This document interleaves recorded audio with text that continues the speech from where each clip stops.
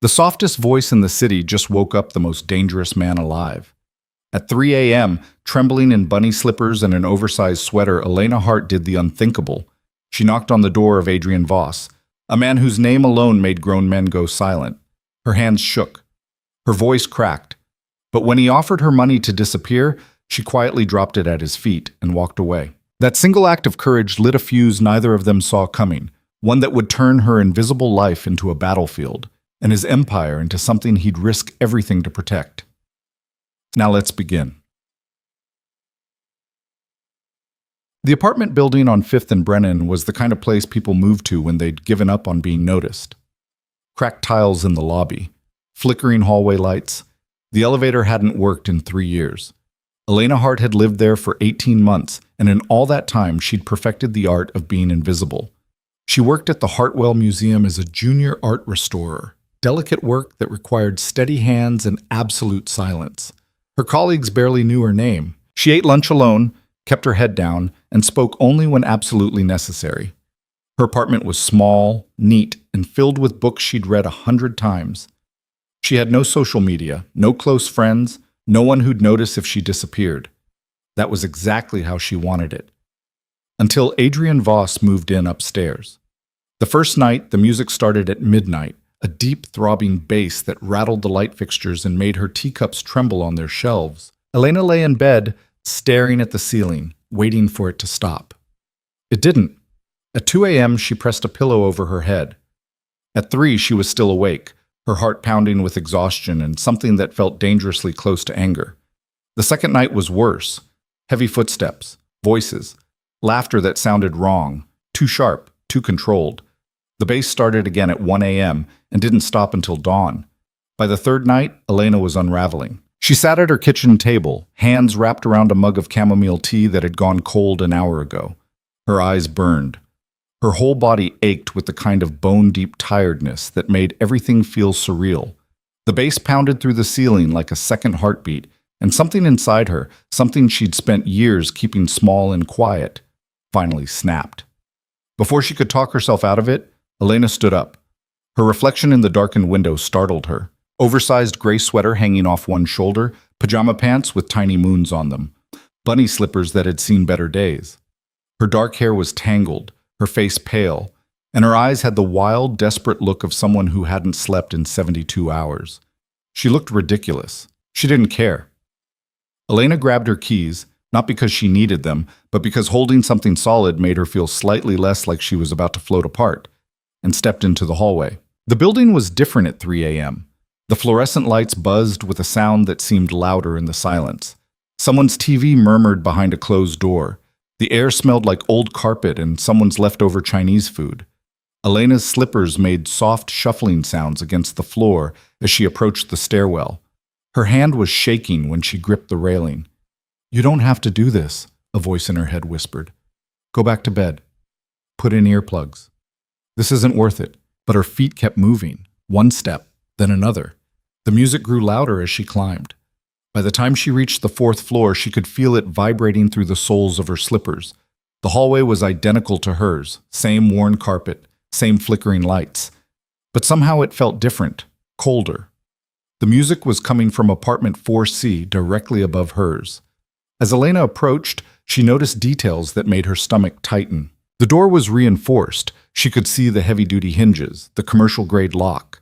There was a camera mounted in the corner of the hallway, its red light blinking steadily, and standing near the elevator, pretending to look at his phone, was a man in a dark suit who was clearly standing guard. Elena's courage faltered. "Turn around. This is a mistake." But the music pounded on, and she was so tired, and the anger that had carried her this far hadn't quite burned out yet. Before she could lose her nerve completely, Elena raised her hand and knocked. The music cut off immediately. The silence was so sudden and complete that Elena's ears rang. She heard movement inside the apartment, footsteps, a low voice saying something she couldn't make out. Her heart hammered against her ribs. Every instinct screamed at her to run. The door opened. The man standing in the doorway was not what Elena had expected, though she couldn't have said what she'd expected. He was tall, maybe 6'2", with dark hair pushed back from a face that looked like it had been carved from stone. Sharp jaw. high cheekbones. Eyes so dark they were almost black, currently fixed on her with an intensity that made her want to step back. He wore dark slacks and a white dress shirt with the sleeves rolled up, revealing forearms marked with scars she didn't want to think about. There was a stillness to him that reminded Elena of the old paintings she restored, the ones of predators caught mid-hunt, every muscle coiled and ready. This was not a man who got noise complaints. This was a man who made people disappear. Yes? His voice was low, controlled, with an edge that suggested he was not accustomed to being interrupted. Elena's mouth went dry. The speech she'd prepared, polite, reasonable, apologetic, evaporated from her mind. She stood there in her bunny slippers and ratty sweater, staring up at him, and for a long moment couldn't remember how to form words. Her voice came out as barely a whisper. She cleared her throat and tried again. I live downstairs, in 3C. The music it's very loud. Is it? It wasn't a question. Yes, I have to work in the morning, and I haven't slept in 3 days, and She trailed off, suddenly aware of how she must look to him, how utterly ridiculous this was. I'm sorry. I just need it to stop. Please. Something shifted in his expression, not softening, exactly, but a flicker of what might have been amusement. He leaned against the doorframe, studying her with those unsettling dark eyes. You came up here at 3 a.m. to ask me to turn down my music. Yes. In bunny slippers. Elena felt heat creep up her neck. They're comfortable. They're ridiculous. So is playing music this loud at 3 a.m.? She shot back, and immediately regretted it when his eyebrows rose slightly. Behind him, Elena could see into the apartment. It was nothing like hers. All clean lines and expensive furniture, floor-to-ceiling windows overlooking the city. A man in a dark suit stood near the kitchen, watching their interaction with obvious interest. Another sat on the leather sofa, a laptop open in front of him. This was not a normal neighbor. The man in the doorway seemed to come to some decision. He straightened up, and Elena had to resist the urge to step back. How much? He asked. Elena blinked. What? How much to make this problem go away? He pulled out his wallet, black leather, expensive, and extracted several bills without looking at them. 500? 1,000? Name your price. He held out the money. Elena stared at it. The bills were crisp hundreds, more money than she made in a week. She could take it, go back downstairs, buy earplugs, pretend this conversation never happened. Instead, she felt that spark of anger flare bright again. I don't want your money, she said quietly. I want to sleep. Everyone wants money. I want sleep. He studied her for a long moment, then took a step forward, closing the distance between them. Elena's heart rate spiked, but she held her ground even as every nerve in her body screamed at her to run. Take the money, he said, his voice dropping lower. Go back downstairs. Forget you were ever up here. It wasn't a suggestion. It was an order, delivered by someone who expected absolute obedience. Elena looked down at the money still extended toward her. Then, moving slowly and deliberately, she reached out and let it drop from her fingers. The bills fluttered to the ground between them. Thank you for the offer, she said, her voice shaking but steady. But I don't want it.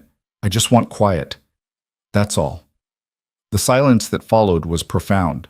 The man stared at her with an expression she couldn't read. Behind him, the suited man by the kitchen had gone very still. Even the air seemed to have changed, charged with something dangerous. When he finally spoke, his voice was soft, almost wondering. What's your name? Elena. Elena Hart. Elena Hart. He said it slowly, like he was tasting each syllable. You just made a very interesting choice. I made the only choice I could live with. Most people don't have that luxury. Then I'm sorry for them. Another long silence. Then, unexpectedly, the corner of his mouth lifted in what might have been the ghost of a smile. Adrian Voss, he said, the music will stop. Thank you. Don't thank me yet. Before Elena could ask what that meant, he stepped back and closed the door. She stood in the hallway for a moment, staring at the money still scattered on the floor, her heart pounding so hard she felt dizzy. Then she turned and walked back to the stairwell on legs that felt like water. Mom. Elena didn't sleep that night either, but it wasn't because of the music. She lay in bed, staring at the ceiling, replaying the conversation over and over.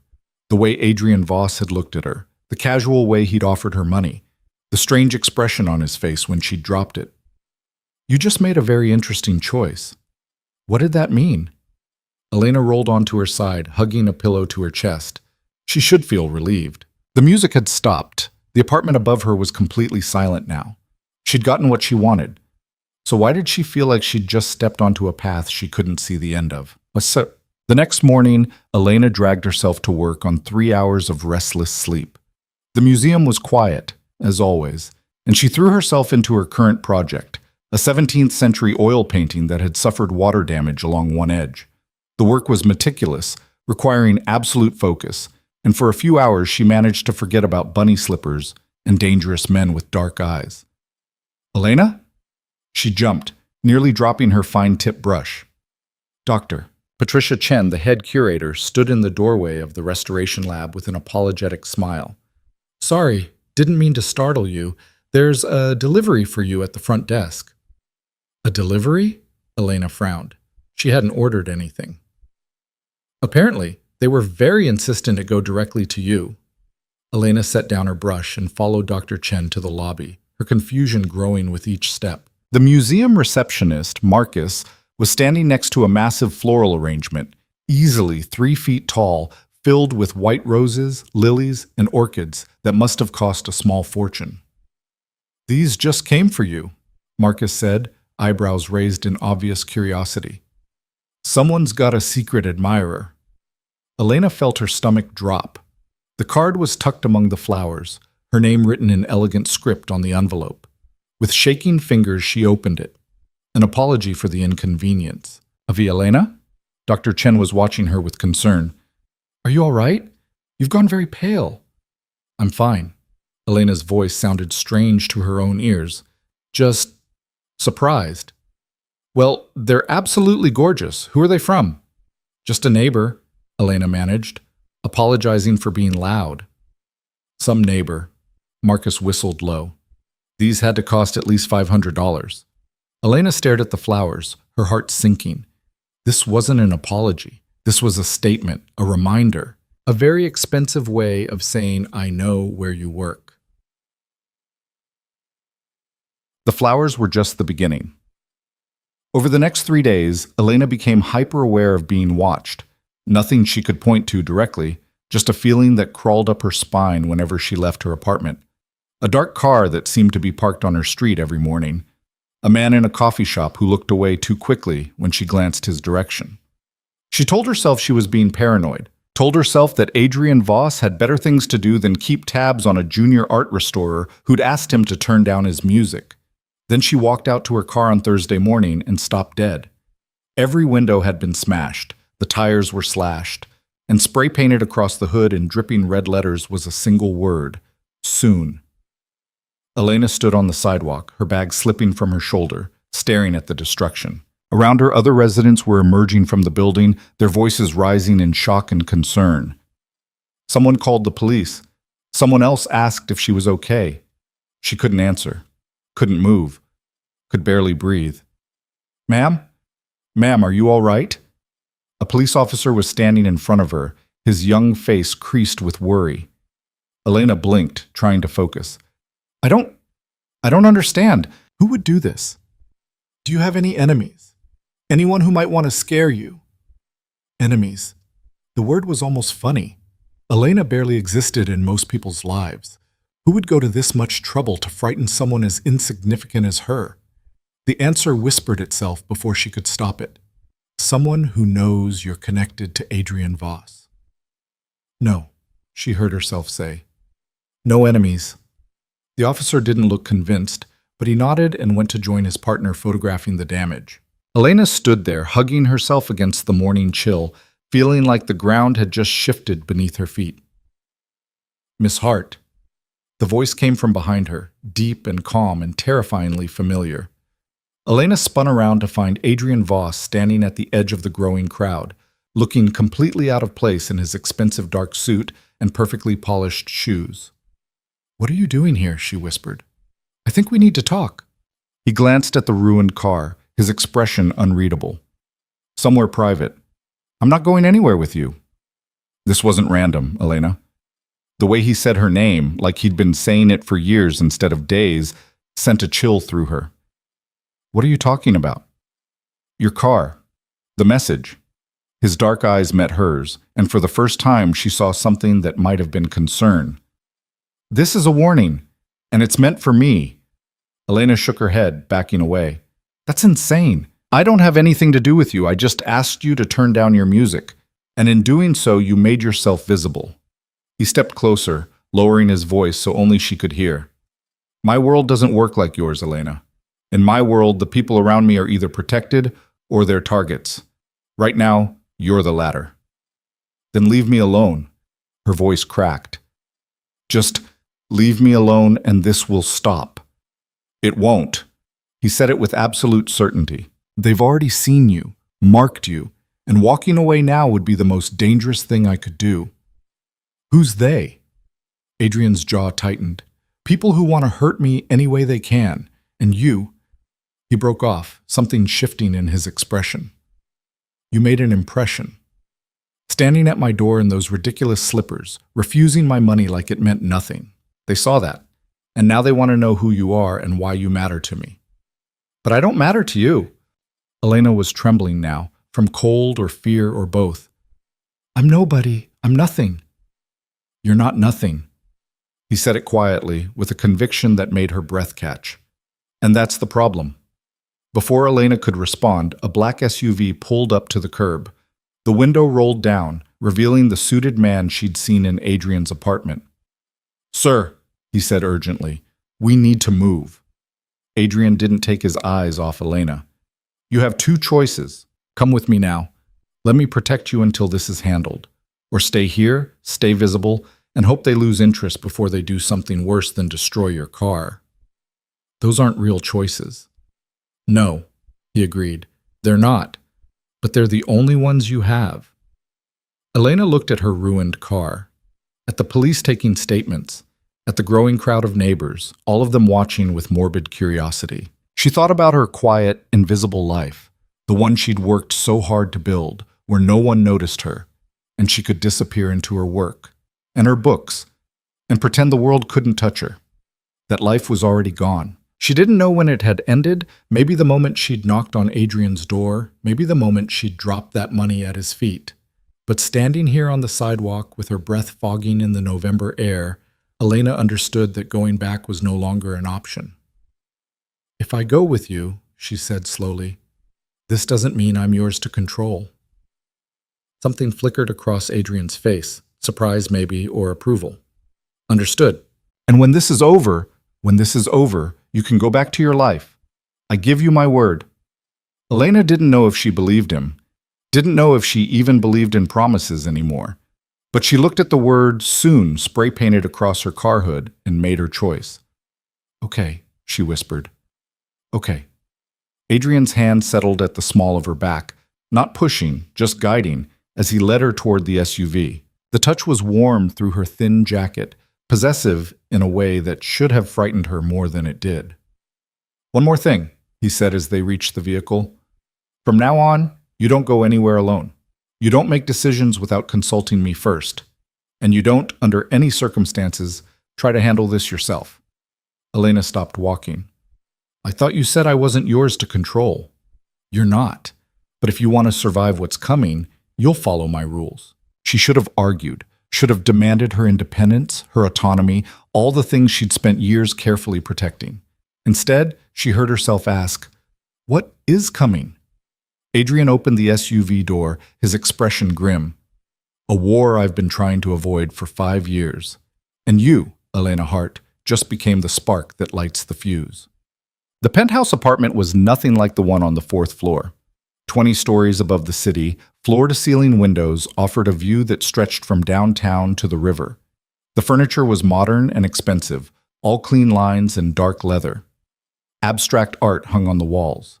Originals, Elena noted with the practiced eye of a restorer, worth more than she'd make in a lifetime.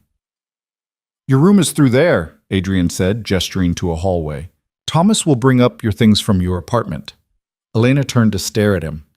You can't just move me out of my apartment without my permission. I can, and I did. The lease is being handled. Your landlord has already been compensated. He shrugged out of his jacket and draped it over a chair. Your neighbors were told you're visiting family.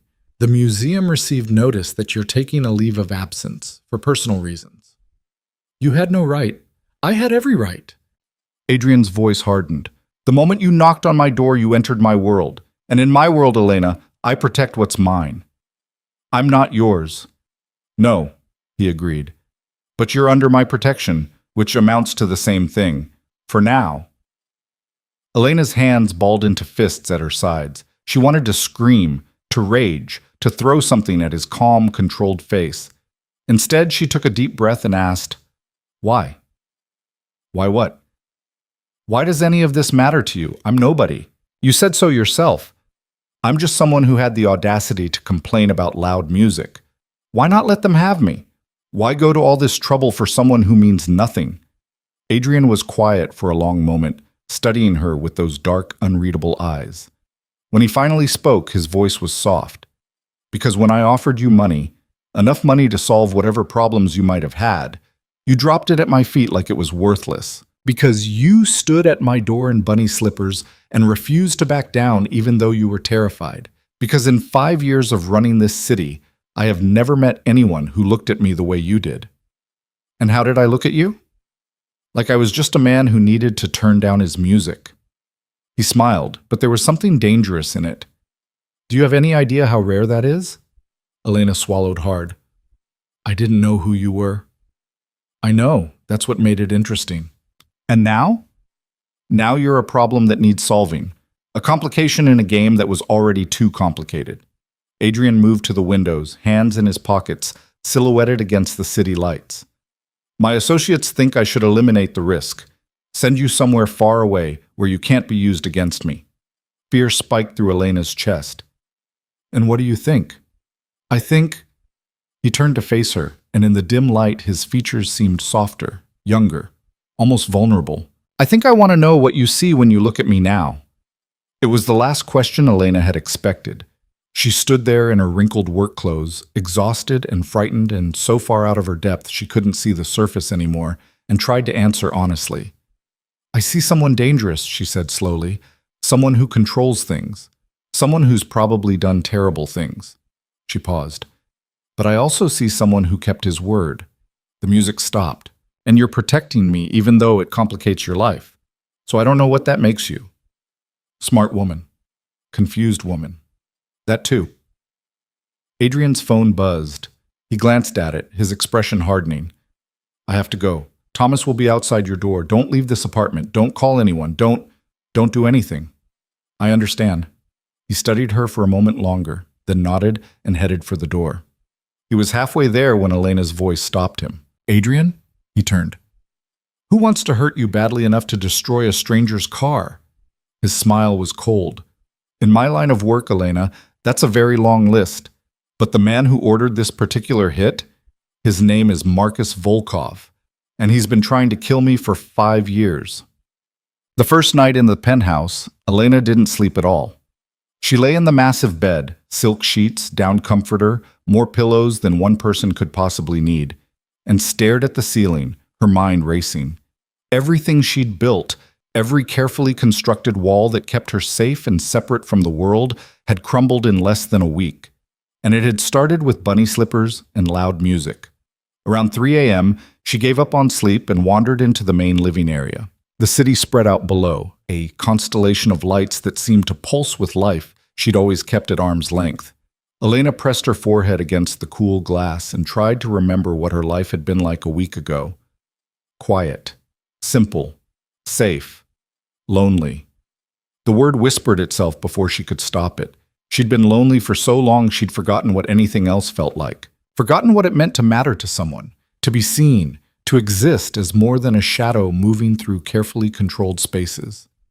And now she existed too much, was seen too clearly, mattered in ways that could get her killed. Can't sleep? Elena spun around to find Adrian standing in the hallway, barefoot and shirtless, his hair disheveled from sleep, or what passed for sleep in his world. "I didn't mean to wake you," she said. "You didn't. I don't sleep much." He moved to the kitchen, pulling out a bottle of whiskey and 2 glasses. "Drink?" "I don't usually—" "Neither do I, but tonight seems like a good night to make an exception." He poured 2 fingers into each glass and handed her one. Elena took it, their fingers brushing for a moment. The touch sent an unexpected jolt through her. "To terrible decisions," Adrian said, raising his glass. Despite everything, Elena felt her lips twitch.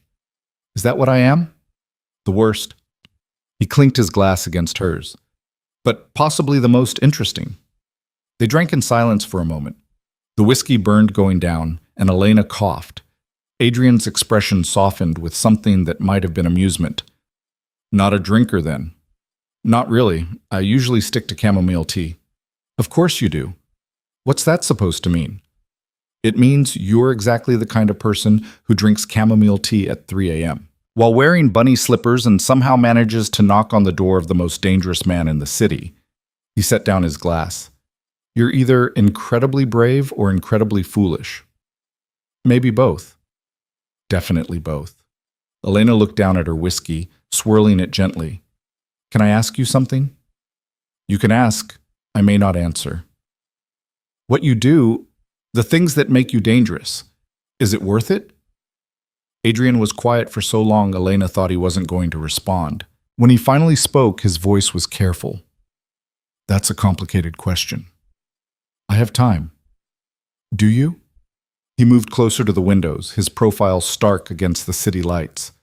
"Most people don't ask me questions like that. They either fear me too much or they don't care enough to wonder." "Which category do I fall into?" "Neither. You're—" He paused, seeming to search for words. "You're a complication I didn't plan for. Sorry about that." "Don't be. I'm starting to think complications might be exactly what I needed." Elena joined him at the window, maintaining a careful distance. Below them, the city pulsed with late-night energy, cars moving like blood through veins, lights flickering on and off as people lived their invisible lives. "To answer your question," Adrian said quietly, "what I do isn't about worth. It's about survival, control, making sure I'm never powerless again." His jaw tightened. "I built this empire from nothing, crawled my way out of places you can't imagine. And every day I wake up knowing that someone out there wants to tear it all down." "That sounds exhausting." "It is." "Then why not stop?" He turned to look at her, and in the dim light his eyes were softer than she'd seen them. "Because the moment I stop, the moment I show weakness, people die. People who depend on me. People who have nowhere else to go. Like me now. Like you now." Elena took another sip of whiskey, feeling it burn away some of the fear that had been sitting in her chest since she'd seen her destroyed car. "I don't want to be a weakness for you." "Too late." Adrian's smile was wry. "You became a weakness the moment you dropped that money at my feet." "I didn't know." "I know. That's what makes it worse." He reached out, and for a moment Elena thought he was going to touch her face. Instead, he took her whiskey glass and set it aside. "You should try to sleep. Tomorrow is going to be difficult." "Why? What happens tomorrow?" "Tomorrow I introduce you to the people who keep me alive, and they decide whether you're worth protecting or whether you're a liability that needs to be eliminated." Elena's breath caught. "They wouldn't—" "They would. And if they vote against you, I'll have to make a choice I'd rather not make." His expression was grim. "So I suggest you get some rest and be prepared to convince them that keeping you alive is in everyone's best interest. No pressure. None at all." He started to walk away, then paused. "Elena?" "Yes?" "Don't run. When you meet them tomorrow, don't try to flee or hide or make yourself smaller. Stand your ground the way you did at my door. That's the only chance you have."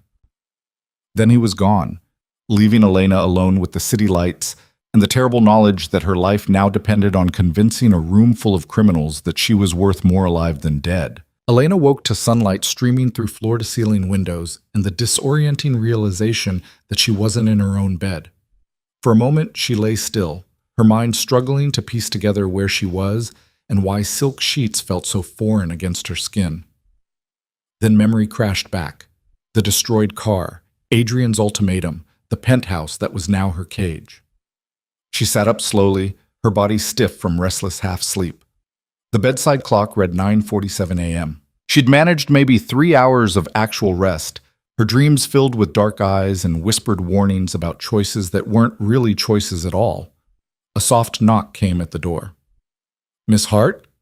A woman's voice, professional and careful. "Mr. Voss asked me to bring you breakfast and help you prepare for this morning's meeting." Elena pulled on the robe she'd found hanging in the closet, silk, of course, ridiculously expensive, and opened the door. A woman in her mid-40s stood there with a tray of coffee and pastries, her dark hair pulled back in a neat bun. She had kind eyes, but a posture that suggested she'd seen things that had taught her to be cautious. "I'm Marie," she said, stepping inside. "I manage Mr. Voss's household. He thought you might need some assistance." "I don't need a servant," Elena said quietly. "I'm not a servant. I'm someone who knows how these meetings work." Marie set the tray on a small table near the window and turned to face her. "And if I'm being honest, Miss Hart, you're going to need all the help you can get." Something in her tone made Elena's stomach tighten. "That bad?" "Let's just say that the people you're about to meet don't easily trust outsiders, especially outsiders who appear in Mr. Voss's life without warning and immediately become a security risk." Marie poured coffee with steady hands. "But they respect strength, directness. People who don't waste their time. I'm an art restorer who asks someone to turn down their music. I don't know how to be the person they need me to be." "Then don't be." Marie handed her the coffee. "Be exactly who you were when you knocked on that door. That's the woman who caught his attention. That's the woman who might survive this." Elena wrapped her hands around the warm cup, drawing comfort from something so simple and familiar. "What if I can't convince them?" Marie's expression softened slightly. "Then Mr. Voss will have to make a choice between his organization and you. And trust me, Miss Hart, you don't want to put him in that position." 2 hours later, Elena stood in front of a mirror, barely recognizing herself. Marie had worked quietly and efficiently, transforming her from exhausted and rumpled into something that approached polished. The black dress was simple but elegant, fitted without being revealing. Her dark hair had been smoothed back into a low twist. The only makeup was a touch of concealer to hide the shadows under her eyes. "You look like someone who belongs here," Marie said, studying her work. "I don't belong here." "No, but you need them to believe you might." Marie stepped back. "Remember, don't apologize for existing. Don't make yourself smaller. And whatever you do, don't show fear." "I'm terrified." "Good. Fear keeps you sharp. Just don't let them see it." The door opened and Adrian walked in. He'd traded last night's casual attire for a charcoal suit that probably cost more than Elena's entire wardrobe. His dark hair was perfectly styled, his expression unreadable. When his eyes landed on her, something flickered across his face too quickly for her to identify. "You clean up well," he said. "Marie's work, not mine." "Marie knows what she's doing." He turned to the older woman. "Thank you. That'll be all." Marie nodded and slipped out, leaving them alone. Adrian moved closer, and Elena had to resist the urge to step back. He reached up, and she flinched slightly before realizing he was adjusting the collar of her dress. "Relax," he said quietly. "If I wanted to hurt you, I've had plenty of opportunities." "That's not reassuring." "It wasn't meant to be." His hands dropped away, but he didn't move back. "Are you ready for this?" "No. But I don't think that matters." "It doesn't." Adrian's jaw tightened. "They're waiting in the conference room. 5 of them, my inner circle.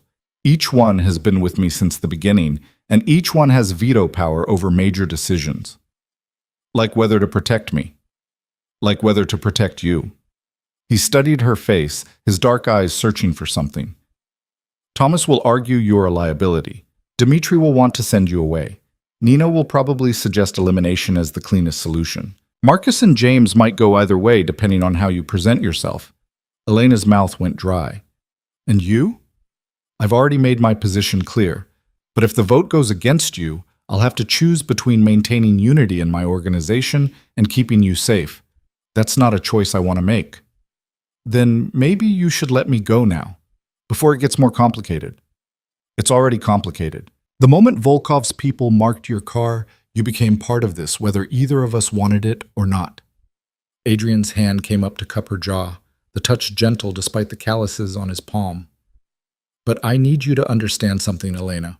Once we walk through that door, I can't protect you with sentiment. They need to see value in keeping you alive that goes beyond my personal interest. What value could I possibly have? That's what you're going to tell them. He dropped his hand and stepped back, the professional mask sliding back into place. Come on, it's time. The conference room was all dark wood and leather, with windows that overlooked the city from 20 stories up. 5 people sat around a massive table, and every one of them turned to watch as Elena entered behind Adrian. Thomas, she recognized, the suited man from Adrian's apartment that first night, built like a boxer with eyes that missed nothing. Next to him sat a woman in her 30s with sharp features and sharper eyes, her blonde hair cut in a severe bob. That had to be Nina. Across from them, a heavy-set man with graying hair and a face like weathered stone sat beside a younger man with nervous energy and restless hands. Dmitri and either Marcus or James, Elena couldn't tell which. The 5th person surprised her. He was younger than the others, maybe mid-20s, with dark skin and an easy smile that didn't match the tension in the room. Everyone, Adrian said, his voice carrying the weight of command. This is Elena Hart. Elena, meet the people who keep this organization running. The liability, Nina said, her voice cool. We've heard about you. Elena's hands wanted to shake. She forced them to stay still at her sides. I'm sure you have. Sit down, Adrian gestured to a chair at the head of the table. Let's get this over with. Elena sat, acutely aware of 5 pairs of eyes, assessing her every movement. Adrian remained standing, a position of power that didn't go unnoticed.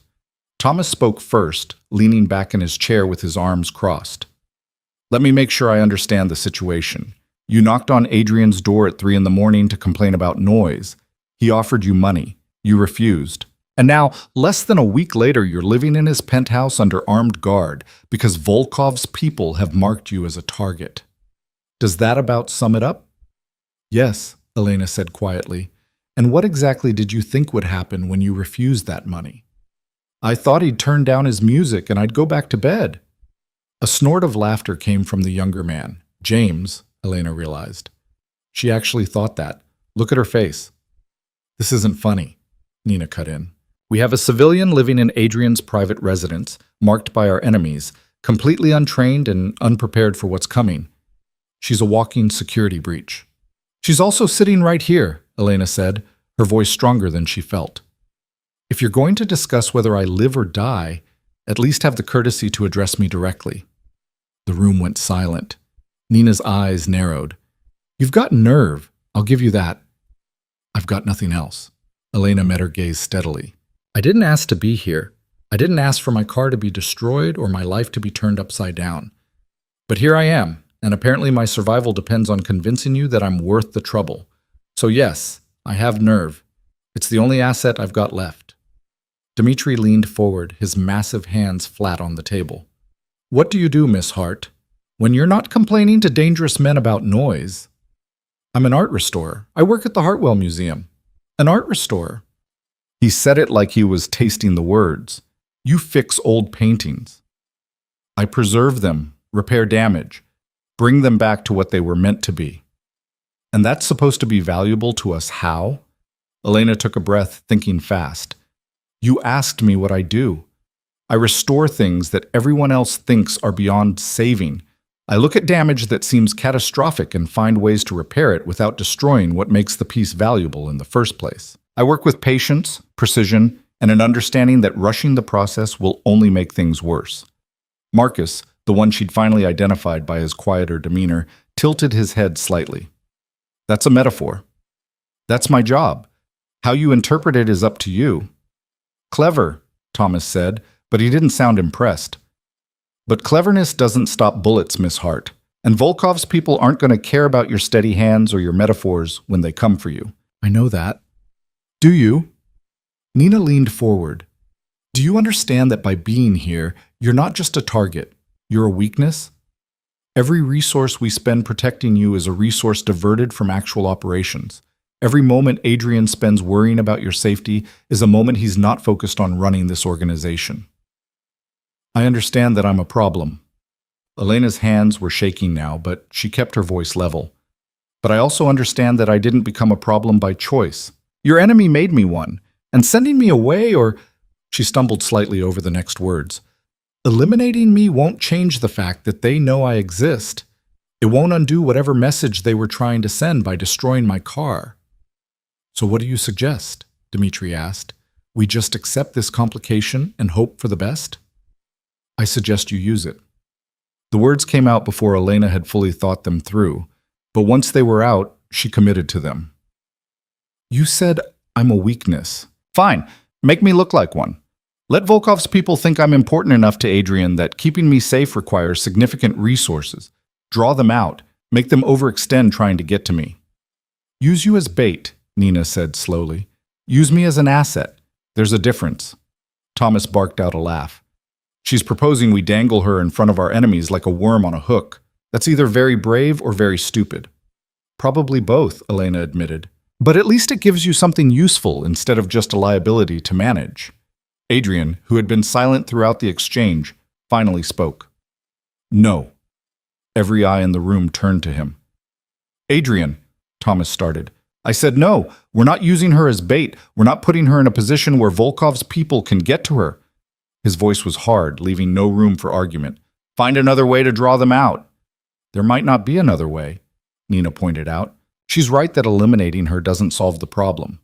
They already know she exists. They already think she matters. We might as well make that work for us. Not happening. You're letting personal feelings cloud your judgment, Dmitri said carefully. That's dangerous. My judgment is fine. What's dangerous is taking unnecessary risks with civilian lives. Adrian's jaw was tight. We protect her. We keep her secure. And we deal with Volkov the same way we've been dealing with him for 5 years, by being smarter, faster, and more ruthless than he is. James spoke up for the first time since his earlier laugh. And if being smarter means using the advantage she's offering, then we find a different advantage. Elena felt something shift in the room, a tension that hadn't been there before. These people weren't just Adrian's employees. They were his partners, his equals in some way she didn't fully understand. And by refusing their suggestion, he was putting his authority on the line. Adrian, she said quietly, can I speak with you, privately? He looked at her sharply, clearly not expecting the interruption. For a moment she thought he'd refuse. Then he nodded curtly. 5 minutes. Stay here. He walked out, and after a brief hesitation, Elena followed him into the hallway. The door closed behind them, leaving them alone in the carpeted corridor. What are you doing? Adrian demanded, his voice low and tight. Asking you not to make this decision for me. This isn't your decision to make. You don't understand what you're offering. I understand perfectly. I'm offering to be useful instead of just protected, to give you something that justifies the resources you're spending on me. Elena stepped closer, forcing herself to meet his eyes. You told me last night that I became a weakness. Let me be a strength instead. By putting yourself in danger. I'm already in danger. At least this way it means something. Adrian's hand came up to grip the back of his neck, a gesture of frustration she was starting to recognize. You don't know what you're asking. Then tell me. Explain it to me instead of just making decisions and expecting me to go along with them. Oh, you want to know what I'm protecting you from? His voice dropped, dangerous and soft. Volkov doesn't just kill people, Elena. He makes examples of them. He takes his time, makes sure everyone knows what happens when you cross him. The last person he thought I cared about... Adrian broke off, his jaw clenching. They found pieces of her over the course of 3 weeks. Elena felt the blood drain from her face. I didn't... No, you didn't, because I don't tell you the worst parts. I don't tell you about the nightmares I still have, or the sounds I can't forget, or the fact that I swore after that I would never, ever let someone become a target because of me again. He stepped closer, crowding into her space. And now you're standing here, offering to paint an even bigger target on your back, and expecting me to just agree because it's strategically sound. I'm not her, Elena said softly.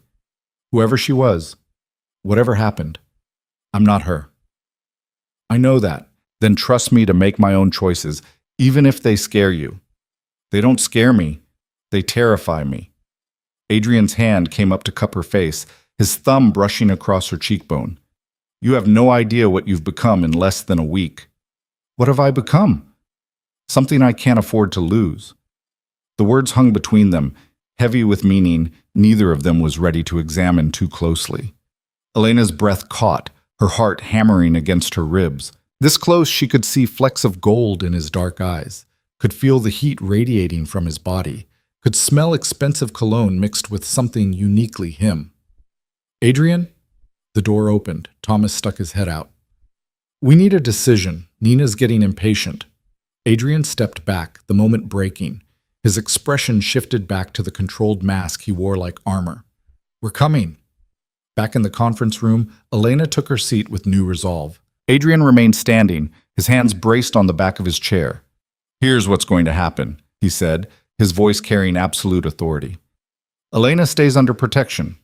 We increase security, double the surveillance on her movements, and make it clear to anyone watching that she's valuable. But we don't actively use her as bait. We don't put her in situations where Volkov's people can get to her easily. That's a half measure, Nina protested. That's the decision. Adrian's eyes swept the room. Anyone have a problem with it? Silence. Thomas sighed. You're the boss. I am, which means this discussion is over. Adrian straightened. Dmitri, I want new security protocols in place by tonight. James, work with our intelligence contacts. I want to know every move Volkov makes before he makes it. Marcus, reach out to our allies. Make sure they know we're protecting her and why. Nina, I know, the blonde woman said. I'll handle the police investigation into her car. Make sure it goes nowhere useful. Good. Adrian's gaze landed on Elena. As for you, you follow the rules. No going anywhere without security. No contact with anyone from your old life without clearance. And absolutely no heroics. Understood? Understood, Elena said quietly. Then we're done here. Adrian moved toward the door. Thomas? Marcus? With me. We need to discuss the shipment coming in tomorrow. The rest of you know what to do. The room emptied quickly, people moving with the efficiency of those who'd worked together for years. Within minutes, only Nina and Elena remained. The blonde woman studied her with cool assessment. You're either very brave or very stupid. I haven't decided which yet. Everyone keeps saying that. Because it's true. Nina stood, smoothing down her tailored jacket. A word of advice, Miss Hart. Adrian is protecting you now, but protection has limits. The moment you become more trouble than you're worth, that protection disappears. So whatever you think is developing between you two, her smile was sharp. Remember that his first loyalty is to this organization. It always has been. It always will be. I'm not trying to replace his loyalties. Good. Because you couldn't. Nina headed for the door, then paused. One more thing. The woman he mentioned, the one Volkov killed, her name was Sarah. She thought she could handle being part of this world too. She was wrong. Then she was gone, leaving Elena alone in the conference room with a view of the city and the weight of a warning she didn't quite know how to process. The rest of the day passed in a strange limbo. Marie brought lunch, food Elena barely tasted. Thomas appeared periodically to update security protocols, speaking to her like she was a valuable package rather than a person. By evening, Elena felt like she was going to crawl out of her skin from the combination of boredom and anxiety. She was standing at the windows, watching the city lights flicker on as dusk fell, when Adrian finally returned. He looked tired, his tie loosened and his jacket discarded somewhere. How are you holding up? He asked, pouring himself a drink. I've been alone in this apartment for 6 hours with nothing to do but think. How do you think I'm holding up? Point taken. He brought her a glass of wine she hadn't asked for. Tomorrow will be better. Marie will take you shopping for clothes, and James is setting up a secured laptop so you can at least read or watch something. I don't need new clothes. You need more than one dress. Adrian's tone suggested this wasn't up for debate. And before you argue about the expense, remember that you're representing my organization now. Appearances matter. Elena took a sip of wine, letting it settle her nerves slightly. Nina told me about Sarah. Adrian's expression hardened. She had no right. Maybe not. But I needed to know. Elena turned to face him fully. You loved her. I thought I did. I was young and stupid and believed that keeping her close would keep her safe. He stared into his glass. I was wrong. What happened? She got brave. Thought she could help by gathering information on Volkov's operations. He found out, made an example. Adrian's voice was flat, emotionless, in a way that suggested he'd locked the real feelings down deep. By the time we found her, there wasn't enough left to bury. I'm sorry. Don't be sorry. Be careful. Be smart. Be alive. He looked at her then, and the raw pain in his eyes made her chest tighten. I can't go through that again, Elena. I won't. Then teach me. Teach you what? How to survive in your world. You said I need to be careful and smart. Fine. Show me how. Stop just protecting me and start preparing me. Elena set down her wine glass. I don't want to be helpless. I don't want to be the weakness that gets people killed, so teach me what I need to know. Adrian was quiet for a long moment, studying her. You're serious? Completely. It won't be pleasant. The things you'll need to learn, I don't need pleasant. I need practical. Elena lifted her chin. I'm already in this, Adrian. I might as well know how to fight back. Something shifted in his expression. Respect, maybe, or approval. All right. Starting tomorrow, Thomas will teach you basic self-defense. You'll learn how to recognize threats, how to read a room, how to disappear if you need to. He stepped closer. But you follow instructions exactly. No improvising, no heroics. If someone tells you to run, you run. Understood? Understood. Good. His hand came up, fingers brushing a strand of hair back from her face. You're full of surprises, Elena Hart. So are you. Is that good or bad? I haven't decided yet. His laugh was soft, surprised. Fair enough. They stood there in the gathering darkness, the city lights painting everything in shades of gold and shadow. Elena felt the air between them shift, charged with something she didn't have a name for, but could feel building like static electricity before a storm. I should let you rest, Adrian said, but he didn't move away. I'm not tired. Liar, you've got shadows under your eyes. So do you. I've earned mine. His thumb traced along her jaw, the touch gentle despite the calluses. You shouldn't have to earn yours. Elena's heart was racing now, her breath shallow. Adrian! The phone rang, shrill and jarring. Adrian swore softly and stepped back, pulling it from his pocket. What? Elena watched his expression change as he listened, sharpening, hardening into something dangerous. When? He demanded. Where? Is she secure? A pause. Don't let her out of your sight. I'm on my way. He ended the call and was already moving toward the door. What happened? Elena asked. Your father just walked into one of Volkov's clubs asking for protection. Claims someone's trying to kill him. Adrian grabbed his jacket, which means Volkov now knows exactly who you are and exactly how to get to you. Elena felt the floor drop out from under her. My father, I haven't spoken to him in 3 years. How did he even? Doesn't matter. What matters is that Volkov has leverage now, and he's going to use it. Adrian's jaw was tight. Stay here. Don't open the door for anyone except Marie or Thomas. I mean it, Elena. No one. Where are you going? To make sure your father lives long enough to regret his stupidity. He paused at the door. And to find out exactly what debts he's gotten himself into that would make him desperate enough to walk into a lion's den. Then he was gone, and Elena was alone with the terrible knowledge that her carefully buried past had just exploded into her present in the worst possible way. Elena paced the length of the penthouse windows for the 3rd time, her reflection ghosting across the glass like an accusation. 2 hours had passed since Adrian left, and every minute felt like it was stretching into something unbearable. She'd tried sitting, tried reading, tried convincing herself that everything would be fine. None of it worked. Her father, after 3 years of silence, of carefully constructed distance, he'd somehow dragged himself into her life at the worst possible moment. The irony was almost funny. She'd spent most of her childhood trying to disappear because of him, and now his reappearance might get them both killed. The elevator chimed. Elena spun around, her heart jumping into her throat. The doors slid open and Marie stepped out carrying a tray with tea and what looked like dinner Elena definitely wouldn't be able to eat.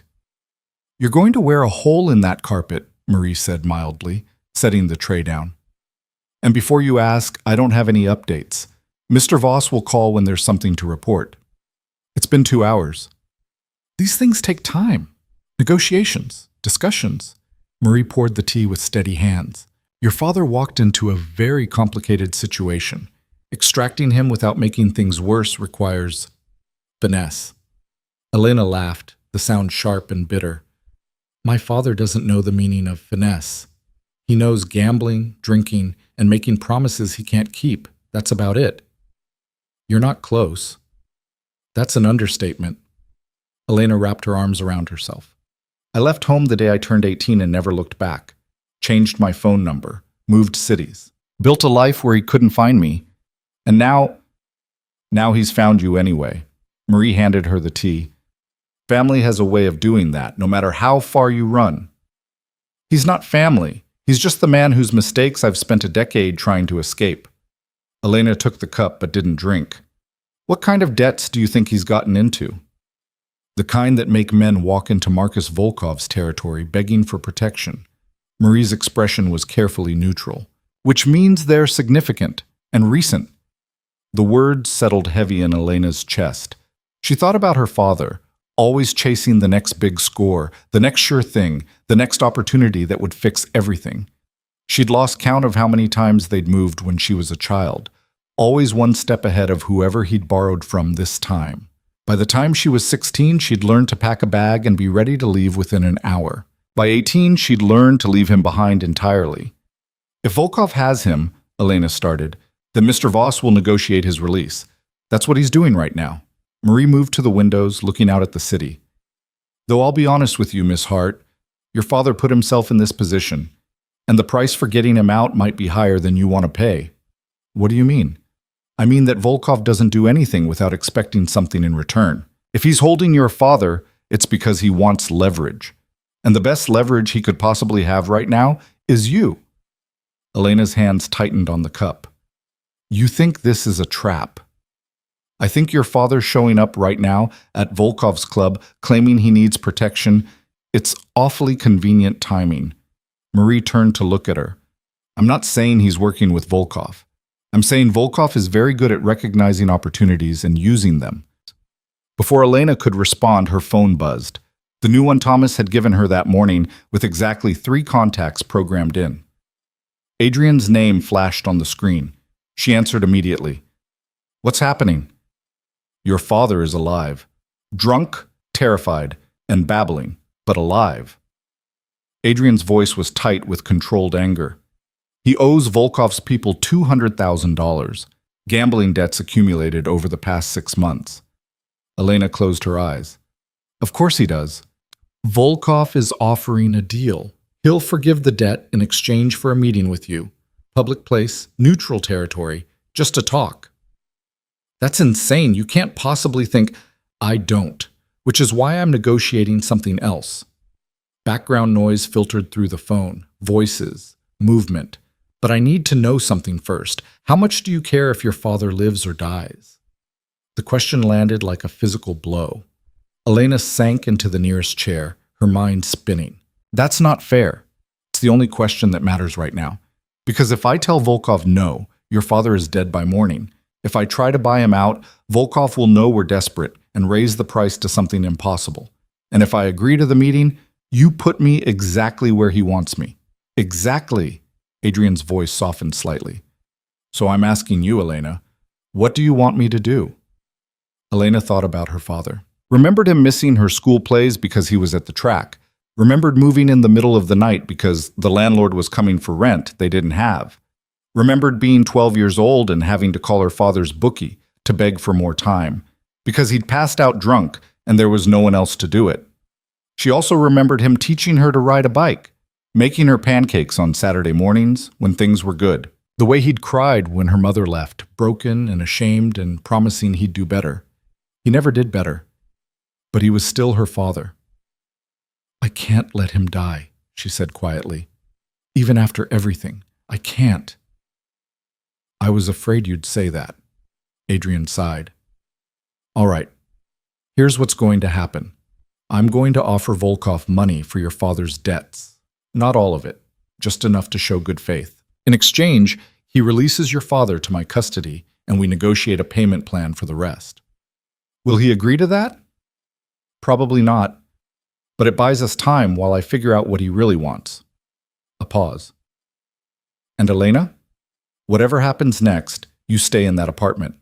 You don't come to me, you don't try to help, you don't do anything except wait. Understood? Understood.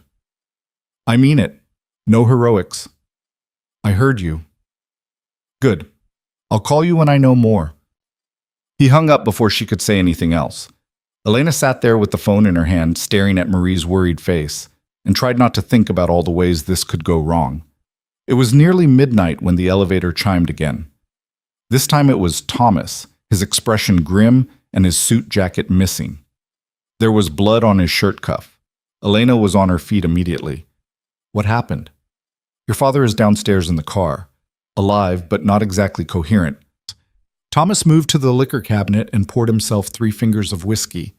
Volkov agreed to the deal. Sort of. Sort of? He's taking the money as a down payment, but he wants the full amount within 30 days. And he wants regular updates on your whereabouts as insurance. Elena felt her blood run cold. He wants to use me as collateral. Essentially, Thomas downed half the whiskey. Adrian told him to go to hell, obviously. But Volkov made it clear that if the debt isn't paid, he'll consider you fair game. You and your father both. Where's Adrian now? Cleaning up the mess your father made. Thomas's voice was hard. Literally. Turns out Volkov wasn't just holding him as leverage. He was sending a message. What kind of message? Thomas didn't answer, just pulled out his phone and showed her a photo. Elena's hand flew to her mouth. The image showed her father, or what was left of him. His face was swollen and bruised, one eye completely shut. His hands were bandaged, and there was blood on his shirt from what looked like a broken nose. They worked him over pretty good, Thomas said, pocketing the phone. Made sure we'd know exactly what Volkov is capable of. What he'll do if we don't play by his rules. Elena sank back into her chair, her legs suddenly unable to hold her. This is my fault. No, this is your father's fault for being a degenerate gambler who doesn't know when to quit. Thomas's voice softened slightly. But you're the one paying the price for it, which is why Adrian is downstairs right now, deciding whether to bring him up here or dump him at a hospital and be done with it. He wouldn't. He would. Your father is a liability we can't afford. The only reason he's still breathing is because Adrian knows it would destroy you if anything happened to him. Thomas finished his whiskey. So the question is, what do you want to do with him? Before Elena could answer, the elevator doors opened again. Adrian walked out supporting a man who barely resembled the father Elena remembered. Richard Hart had always been tall and broad-shouldered, with an easy smile and quick laugh that made people trust him even when they shouldn't. The man leaning heavily against Adrian was a broken shadow of that person, beaten, bloodied, and reeking of alcohol and fear. Elena. Her father's voice cracked when he saw her. Baby, I'm so sorry. I didn't know. I didn't mean for any of this. Shut up, Richard. Adrian's voice was ice. You don't get to talk yet. He half carried, half dragged her father to the couch and dropped him there without ceremony. Richard groaned, clutching his ribs. Marie, Adrian called. Medical kit and coffee. Lots of coffee. Marie appeared from somewhere and disappeared just as quickly. Adrian turned to Elena, his expression unreadable. We need to talk. Privately. Elena followed him to the far side of the room, out of her father's earshot. This close, she could see the tension in Adrian's jaw, the barely controlled fury in his dark eyes. I paid Volkov $50,000 tonight as a down payment, he said quietly. I have 30 days to come up with the rest, or he considers the deal void, which means he can do whatever he wants to your father, and to you. I'll find a way to pay him back. With what? Your art restorer salary? Adrian's laugh was bitter. That debt is more than you'll make in 5 years, Elena. There is no paying me back. Then I'll work it off. I'll do whatever you need.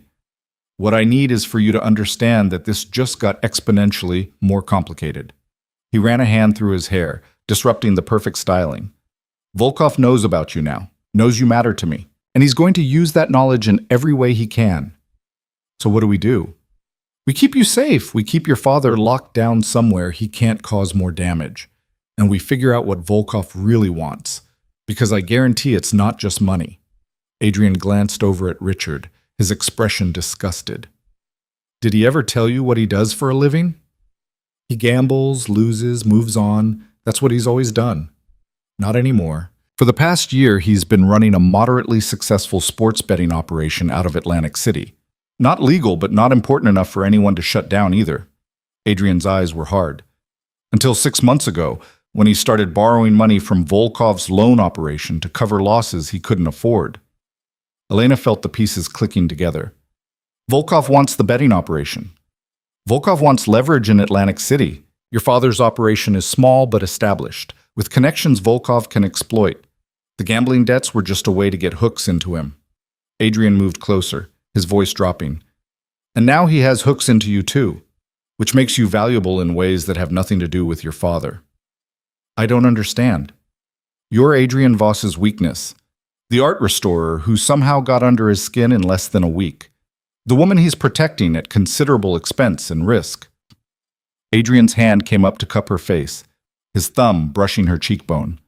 Volkov is going to use that, and your father just gave him the perfect opening. Elena's breath caught. What are you saying? I'm saying that keeping you safe just became a lot more complicated, and a lot more dangerous.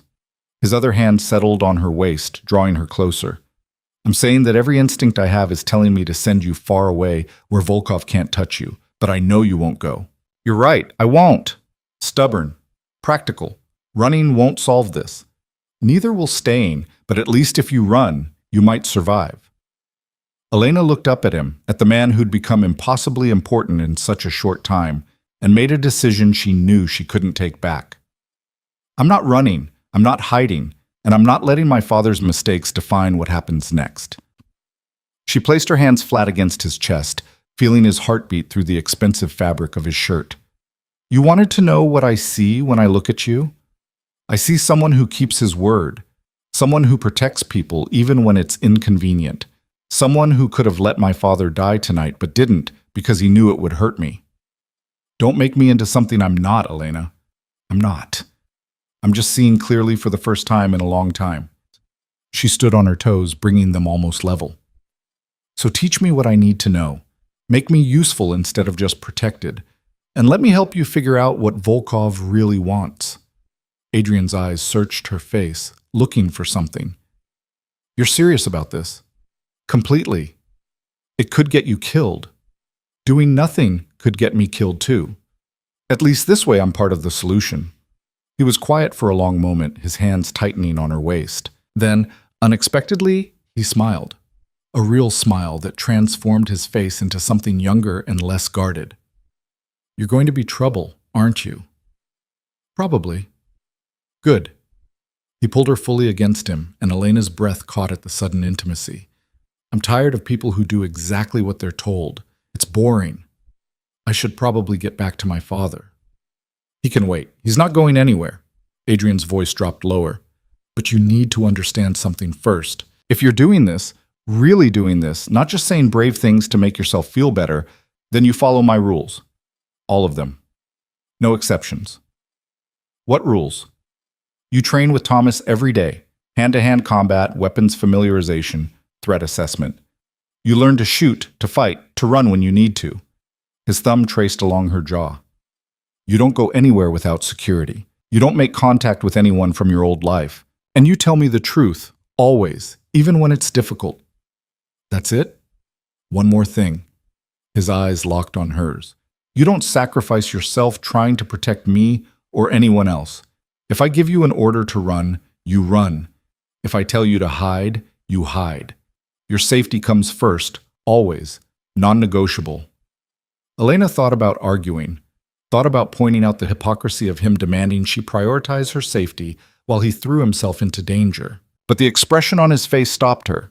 There was fear there, buried deep but visible to someone who'd learned to look carefully.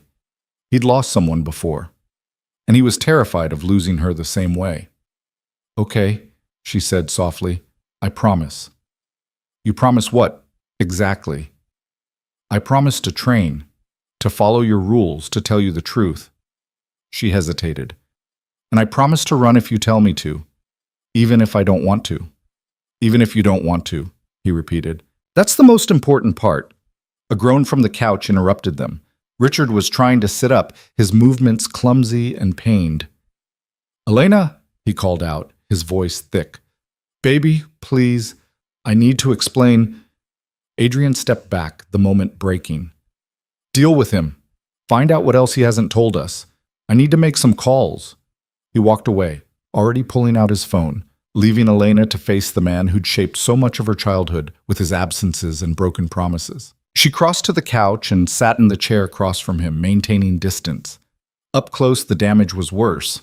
His face a mess of bruises and cuts, his hand shaking as he tried to hold the coffee Marie had brought. You look terrible, Elena said quietly. I feel worse.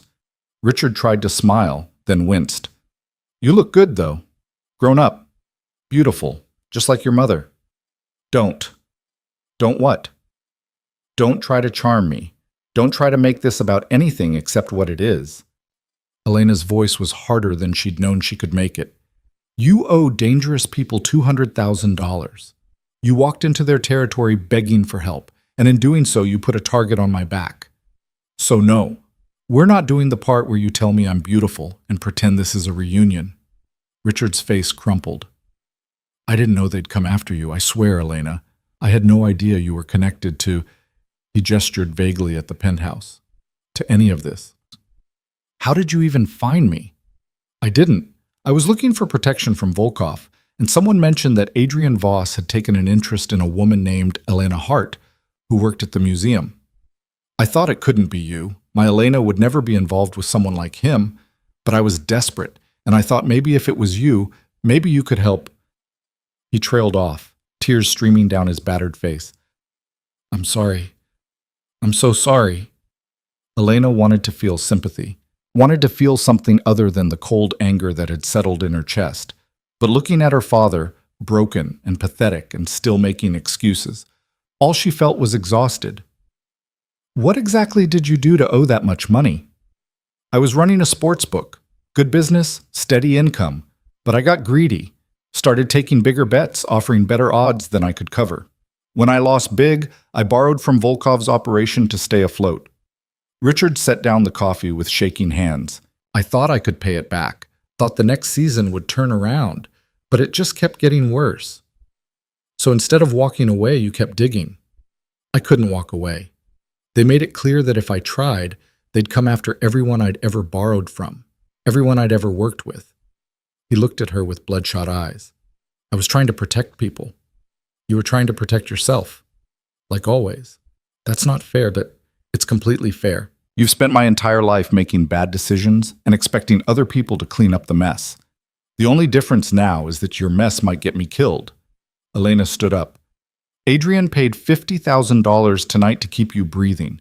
You have 30 days to figure out how to make this right, or Volkov will finish what he started. I can't make this right. I don't have that kind of money. Then figure out what you do have. Information, connections, something Volkov wants more than your debt. She looked down at him, feeling nothing but a distant kind of pity. Because if you can't be useful, you're just another liability. And Adrian doesn't keep liabilities around for long. She walked away before he could respond, her heart pounding. Behind her, she could hear her father crying, broken, desperate sounds that once would have torn her apart.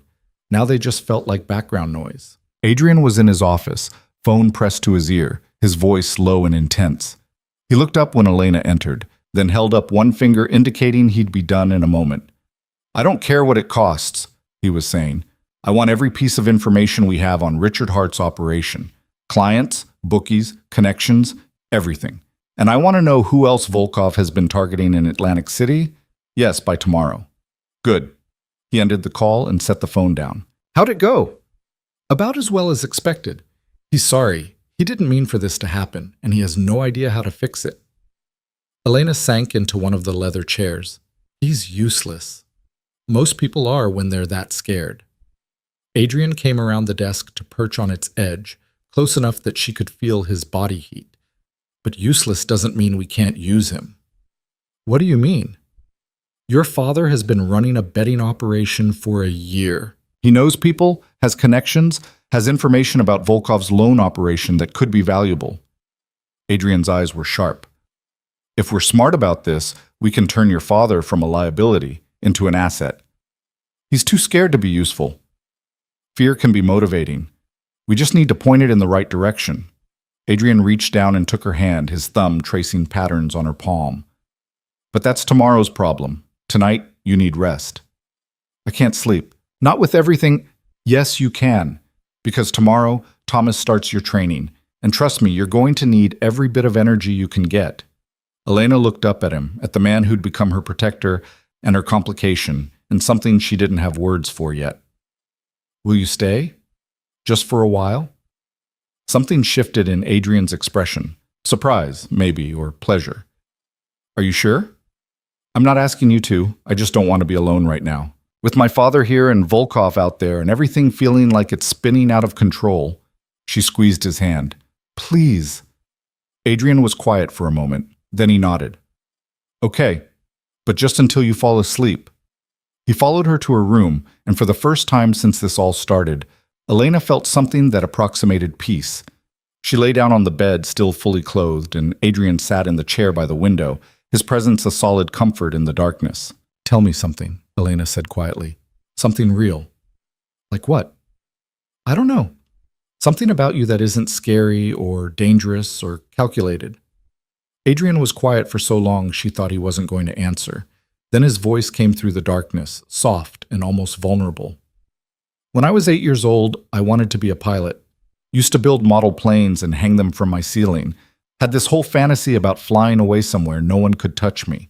He laughed quietly. Didn't work out that way. What happened? Life. Reality. The understanding that some people don't get to fly away. They have to stand and fight for everything they want to keep. He shifted in the chair. But sometimes, late at night when the city's quiet, I still think about it. What it would be like to just go. Elena felt her throat tighten. Why don't you? Because I built something here. Something that matters. People depend on me, and I don't abandon people who depend on me. A pause. Not anymore. Not since Sarah. Not since Sarah. Elena closed her eyes, letting his voice wash over her. Thank you. For what? For being honest? For staying? For not treating me like I'm too fragile to handle the truth? You're not fragile, Elena. You're probably the strongest person I've met in a long time. You just don't know it yet. Those were the last words she heard before sleep finally claimed her, pulling her down into darkness that felt almost safe with Adrian watching over her from the shadows. Elena woke to the sound of voices, low, urgent, and coming from somewhere beyond her closed door. For a moment she lay still, disoriented by silk sheets and morning light filtering through unfamiliar windows. Then memory crashed back and she sat up quickly, her heart already racing. The chair by the window was empty. Adrian was gone. She threw on the robe and stepped into the hallway, following the voices to the main living area. What she found made her stop in the doorway. Adrian stood near the windows with Thomas and Nina, all three of them focused on a laptop screen. Her father sat slumped on the couch where she'd left him last night, looking even worse in the harsh morning light. And standing near the kitchen, watching everything with careful eyes, was a man Elena had never seen before. Tall and lean, with silver hair, and a face that suggested he'd seen too much and forgotten none of it. Elena. Adrian looked up, his expression unreadable. Good. We need to talk. What's going on? This is Detective Marcus Chen, Adrian said, gesturing to the silver-haired man. He's been on Volkov's payroll for 3 years, feeding us information about police investigations and upcoming raids. He came to me this morning with something interesting. Detective Chen stepped forward, his voice gravelly from what sounded like decades of cigarettes. Miss Hart, I'm sorry we're meeting under these circumstances. What circumstances? The kind where I have to tell you that Marcus Volkov put out a contract on your father 12 hours ago. $500,000 to whoever brings him in alive. Chen's eyes were sympathetic but direct. And as of 4 a.m. this morning, he added you to that contract. Same terms, alive and unharmed. Elena felt the floor tilt beneath her. Why would he do that? Adrian paid him. We had 30 days. We had 30 days for the debt, Adrian interrupted, his voice tight. But Volkov isn't interested in the money anymore. He's interested in leverage, and having both you and your father in his possession gives him more leverage than any amount of cash. So the debt was just a pretense, a way to make us think we had time while he positioned his people. Adrian's jaw was tight with controlled fury. He played us, and I should have seen it coming. Thomas looked up from the laptop. We've identified at least 6 bounty hunters who've already accepted the contract. 2 of them are in the city as of this morning. The others are en route. Bounty hunters, Elena repeated, the words feeling surreal. Like in movies. Like in real life, except messier and with fewer rules, Nina said. These aren't cops or even professional criminals. They're freelancers who'll do anything for money, which makes them unpredictable and dangerous. Elena sank into the nearest chair, her mind racing. So what do we do? We move you, Adrian said immediately. Both of you. Somewhere Volkov's people can't track you while we figure out our next move. No. The word came out before Elena could think it through, but once it was out there, she committed to it. No running. You said it yourself. Running doesn't solve this. Elena, you also said that if I was doing this, I needed to be part of the solution. So let me help figure this out instead of just hiding while you handle everything. She looked around at the assembled faces. What does Volkov really want? It can't just be leverage. There has to be something more. Detective Chen exchanged a look with Adrian. She's sharp. Too sharp for her own good, Adrian muttered, but he gestured for Chen to continue. The detective pulled out a folder and laid several photos on the coffee table. Volkov's been quietly building an empire in Atlantic City for the past 2 years. Casinos, hotels, real estate, all legitimate on the surface, but funded by money laundering and backed by his organization. Your father's betting operation is small, but it has connections to every major casino in the city. Connections Volkov can exploit. So he wants my father's operation, Elena said slowly. But why me? Because you're Adrian Voss's weakness, Nina said bluntly. And having leverage over Adrian means having leverage over every operation he runs in this city. Volkov's been trying to muscle in on Adrian's territory for years. If he can force Adrian into concessions by threatening you, he wins without firing a shot. Elena looked at Adrian, seeing the tension in his shoulders, the careful control in his expression. Is that true? Yes. His voice was flat. Which is why you need to be somewhere safe while I deal with this. Or, Elena said carefully, we give him what he thinks he wants. The room went silent. Explain, Adrian said, his eyes narrowing. You said I could be useful as bait, that drawing Volkov out might give you an opening. Elena's heart was pounding, but she kept her voice steady. So let's do that. Let him think he can get to me. Set a trap. Absolutely not, Adrian said immediately. We've already discussed this. We discussed it when the situation was different. Now, there are bounty hunters actively looking for me. Hiding just delays the inevitable. Elena stood up, facing him directly. But if we control when and where they find me, we can turn it into an advantage. She's not wrong, Thomas said quietly. Everyone turned to stare at him. What? I'm just saying, if they're coming for her anyway, we might as well use it. Thank you for that stunning contribution, Adrian said acidly. But no, it's too dangerous. Everything is too dangerous at this point, Elena shot back. Your apartment is too dangerous. This penthouse is too dangerous. Walking down the street is too dangerous. So we might as well be dangerous in a way that helps instead of just reacting. Adrian's hands clenched into fists at his sides. You don't understand what you're asking. Then explain it to me. Stop protecting me from information and tell me exactly what you're afraid of. I'm afraid of finding pieces of you scattered across 3 city blocks. The words exploded out of him, raw and uncontrolled. I'm afraid of getting the call that they took you while I was too busy being strategic to keep you safe. I'm afraid of... He broke off, running both hands through his hair. I'm afraid of losing someone else because I thought I could outsmart monsters who don't care about strategy.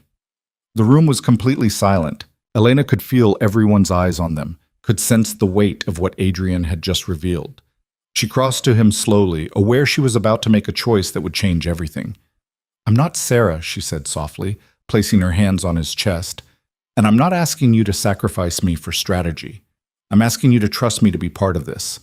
To let me help instead of just being someone you protect." Adrian's hands came up to cover hers. "You don't know what you're asking. I know exactly what I'm asking. I'm asking you to treat me like a partner instead of a victim." She looked up at him, seeing the fear and fury and something deeper in his dark eyes. "You told me to stand my ground, to be strong, to not make myself smaller. So let me do that. If anything happens to you, then we deal with it, together." Elena squeezed his hands. "But hiding me away isn't keeping me safe anymore. It's just delaying when they find me." Adrian stared at her for a long moment. Then he looked past her at Detective Chen. "What kind of trap are we talking about?" "Wait, you're actually considering this?" Nina's voice was sharp with disbelief. "I'm considering all options. That's what you pay me to do." Adrian's voice was back under control, the momentary vulnerability locked away. "Chen?" The detective spread more photos across the table. "Volkov's hosting a charity gala tomorrow night. 500 guests, maximum security, completely public. He does it every year. Great PR, makes him look legitimate. If Elena showed up there with appropriate escort, it would send a message." "That she's under my protection," Adrian said slowly, "and that you're not afraid of him, that you're willing to walk into his territory and dare him to make a move." Chen tapped one of the photos. "The venue has multiple exits. Heavy civilian presence means he can't do anything overt, and we'd have advance notice of his security setup." Thomas leaned forward. "We could position our people throughout the venue, plain clothes mixed in with the guests. Anyone makes a move toward Elena, we intercept them before they get close." "It's risky," Nina said. "Too many variables. Too many ways it could go wrong." "Everything is risky at this point," Elena said, echoing her earlier words. "At least this way we're controlling the risk." Adrian was quiet, his expression unreadable. Elena could see him working through scenarios, calculating odds, weighing outcomes.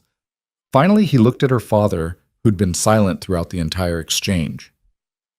"Richard, you've been to these galas before, haven't you?" Elena's father looked up, startled. "A few times. When I was running bigger operations. Why?" "Because you're going to tell us everything you know about Volkov's security setup. Guard positions, blind spots, escape routes. Everything." Adrian's voice was cold. "And then you're going to do exactly what we tell you, when we tell you, without question. Understood?" Richard nodded quickly. "Whatever you need." "What I need is for you to stop being useless." Adrian turned back to the group. "All right, we do this. But on my terms, with my people, and Elena doesn't move without 3 layers of security." "Adrian," Nina started. "That's the decision.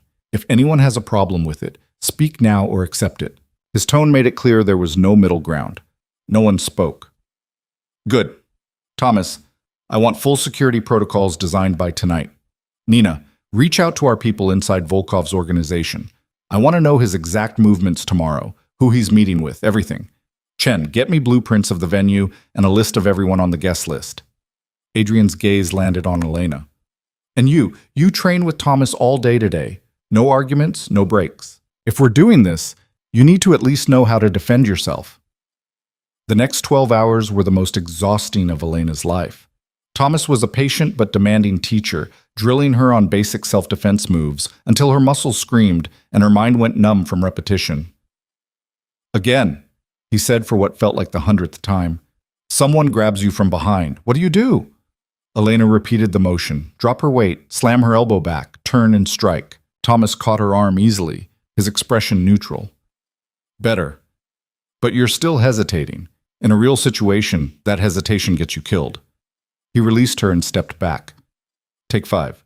Drink some water." Elena collapsed onto the mat, her entire body trembling from exertion. They'd been at this for 6 hours with only brief breaks, and every part of her hurt. But she was learning. Slowly, painfully, she was learning how to fight back instead of just freeze.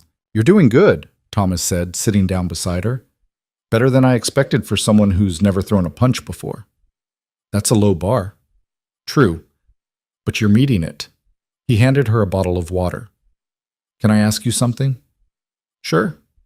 Why are you really doing this? The gala, the training, all of it. You could ask Adrian to send you somewhere safe. He'd do it if you pushed hard enough, so why stay? Elena took a long drink of water, considering her answer. Because running away is what I've always done. My whole life, I've made myself invisible, stayed small, avoided conflict. And it never actually made me safe. It just made me alone. And Adrian? What about him? Thomas smiled slightly. Come on, I've known him for 7 years. I've never seen him like this.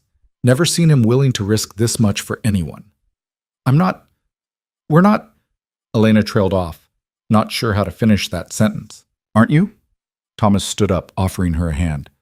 Look, I'm not trying to make you uncomfortable. I'm just saying that what's happening between you two is affecting his decision-making, which means it's affecting all of us. So I need to know, are you in this? Really in this? Or are you going to run the first time things get truly scary? Elena let him pull her to her feet. I stood at his door in bunny slippers and told the most dangerous man in the city to turn down his music. I refused his money. I'm training to fight people who want to kidnap me.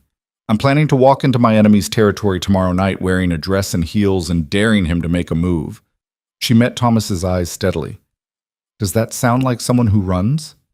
Thomas studied her for a moment, then nodded. No. It sounds like someone who's either very brave or very crazy. Probably both. Definitely both. He moved back to the center of the mat. Come on, let's work on your reaction time. If someone pulls a weapon, you need to move before you think. They trained for 3 more hours before Adrian finally appeared in the doorway. That's enough, he said. Elena needs to rest before tomorrow. We're not done, Thomas started. Yes, you are. She's exhausted and you're pushing too hard. Adrian's voice carried an edge of command. Thank you, Thomas. That'll be all for today. Thomas looked like he wanted to argue, but he just nodded and left. Adrian crossed to where Elena stood, swaying slightly on the mat. You look like you're about to fall over, he said. I'm fine. You're not. Come on. He steadied her with a hand at her elbow. Let's get you cleaned up and fed. We have a fitting in 2 hours. A fitting? For tomorrow night. You can't show up to a charity gala in jeans and a t-shirt. His smile was slight. Marie's already picked out several options. You just need to choose which one makes the right statement. The several options turned out to be a dozen evening gowns, each more stunning than the last. Elena stood in the bedroom staring at them, completely overwhelmed. I can't wear any of these, she said. They're too much. They're exactly enough, Marie said from behind her. Tomorrow night, you're not an art restorer.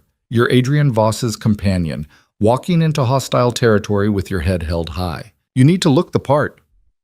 I don't even know what the part is. Strong, confident, untouchable.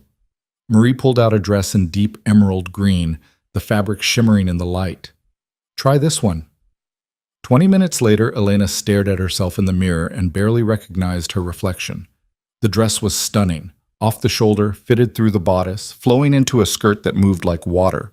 It made her look elegant, powerful, dangerous. Perfect, Marie said with satisfaction. Now, let's talk about hair and makeup. By the time Marie was finished, Elena looked like someone else entirely. Someone who belonged in Adrian's world. Someone who could walk into a room full of criminals and hold her own. There was a knock at the door. Adrian stepped in, then stopped, his expression shifting into something Elena couldn't quite read.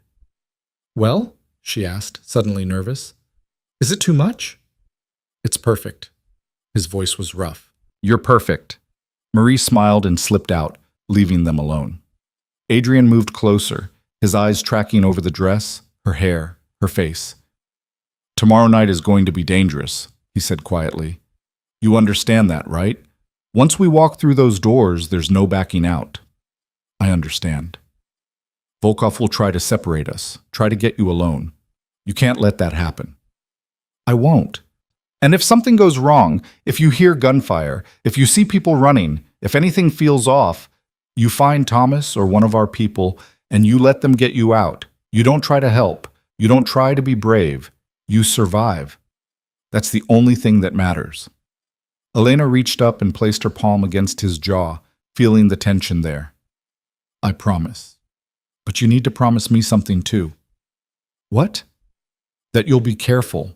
That you won't do something reckless trying to protect me. She held his gaze. I need you to survive this too.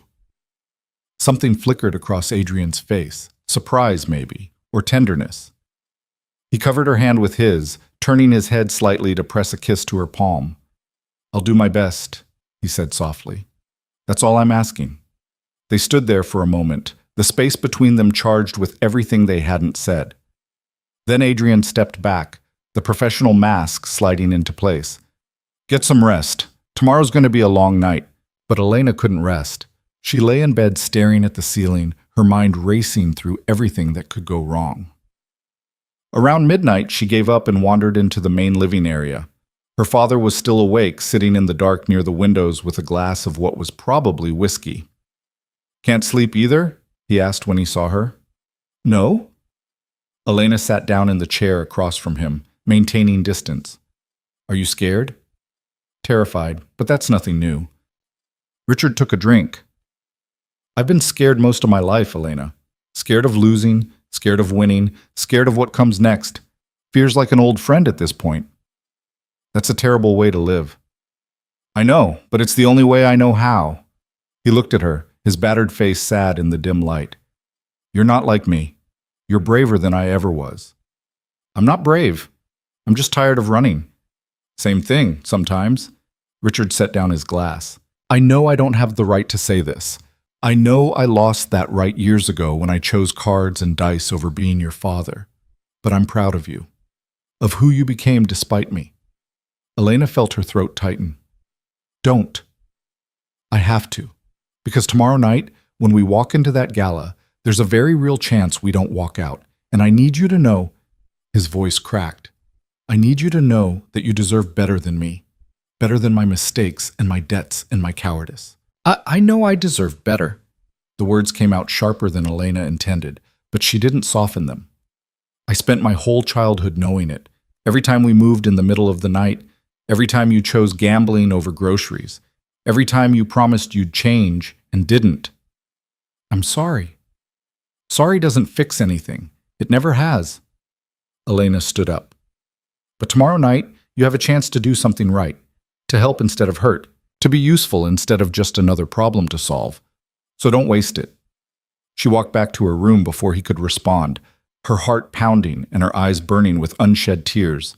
She'd spent so many years building walls between herself and her father, and now those walls were crumbling whether she wanted them to or not. The next day passed in a blur of final preparations.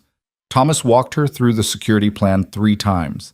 Nina briefed her on Volkov's known associates. Detective Chen showed her photos of the bounty hunters who might be at the gala.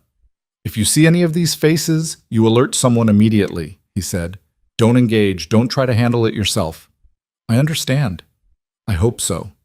Because these people don't play by rules. They'll smile at you while planning how to collect their payday. By the time evening arrived, Elena's nerves were stretched so thin she felt like she might shatter. Marie helped her into the emerald dress, styled her hair into an elegant updo, and applied makeup that made her eyes look huge and her features sharp. You look like a queen going to war, Marie said softly, which I suppose is accurate. There was a knock at the door. Adrian stepped in wearing a tuxedo that probably cost more than Elena's old car, and for a moment they just stared at each other. Ready? He asked. No, but I'm doing it anyway. That's my girl. He offered his arm. Let's go make Marcus Volkov regret ever knowing your name. The drive to the gala venue took 20 minutes, during which Elena focused on breathing and not throwing up from nerves. Thomas drove, with 2 more security vehicles flanking them. The whole convoy moved through the city like a well-oiled machine. Remember the plan, Adrian said quietly. We arrive. We make our presence known. We circulate for exactly 90 minutes, then we leave. You stay within arm's reach of me at all times. What about my father? He arrives separately with Nina. They'll maintain distance but stay visible. Adrian's hand found hers in the darkness of the car. If you want to back out, now's the time. Say the word and we turn around. Elena looked at their joined hands, at the man who'd become so important so quickly, and shook her head. No backing out. We finish this. Then let's finish it. The venue was spectacular. a historic hotel ballroom with crystal chandeliers and marble floors, filled with 500 of the city's wealthiest and most dangerous people.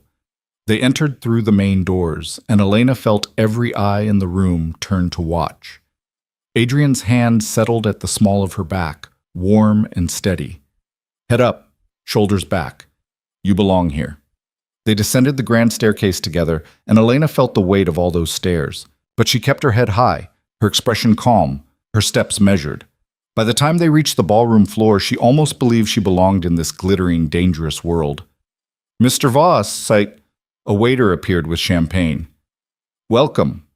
Adrian took 2 glasses and handed one to Elena. To making statements, he said quietly. She touched her glass to his. To not backing down. They'd barely taken a sip when a voice cut through the ambient noise like a knife. Adrian Voss, what an unexpected pleasure. Elena turned to find Marcus Volkov standing 3 feet away, smiling like a shark who'd just spotted blood in the water. Marcus Volkov was not what Elena had expected. Somehow she'd imagined someone physically imposing, scarred, menacing, the kind of man whose appearance alone announced danger. Instead, Volkov looked like a successful banker in his late 50s, with silver-streaked hair, an expensive suit, and a smile that never quite reached his cold blue eyes. Marcus. Adrian's voice was perfectly controlled, betraying nothing. I wasn't aware you'd taken an interest in charity work. I've always supported worthy causes. Education, the arts, protecting the vulnerable. Volkov's gaze slid to Elena, assessing and calculating. And you must be Miss Hart. I've heard so much about you. Elena felt Adrian's hand tighten slightly at her back. A warning or a reassurance, she couldn't tell which. She forced herself to meet Volkov's eyes directly. Nothing good, I'm sure, she said, her voice steadier than she felt. Volkov's smile widened. On the contrary, I hear you're quite brave. Knocking on doors at 3 in the morning, refusing money, standing up to men who could crush you without a second thought. He took a sip of his champagne. That takes either courage or stupidity. I haven't decided which yet. Does it matter? Elena asked. Oh, very much. Courage can be useful. Stupidity just gets people killed. His eyes flicked to Adrian. I trust you received my message about the contract. I did. And I'm here to deliver one of my own.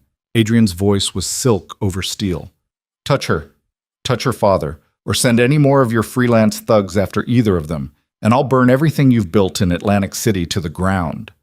The temperature in the immediate area seemed to drop several degrees. Around them, conversations continued, music played, people laughed and drank without any idea that 2 of the most dangerous men in the city were seconds away from violence. Volkov's smile never wavered. Strong words for a man who's standing in my territory, surrounded by my people. Which is exactly why I'm saying them here.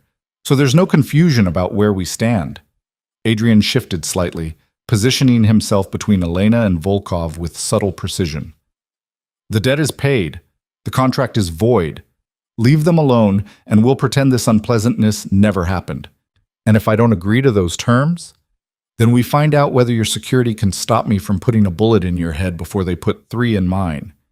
Mutual destruction. Very dramatic, terrible for business. Adrian's expression was absolutely calm. Or you can be smart, take the win you've already got, and walk away. Volkov studied him for a long moment. Then he turned to Elena, his expression thoughtful. Tell me, Miss Hart, what is it about Adrian that makes a woman like you willing to stand in this room, knowing you're a target? Is it the money? The power?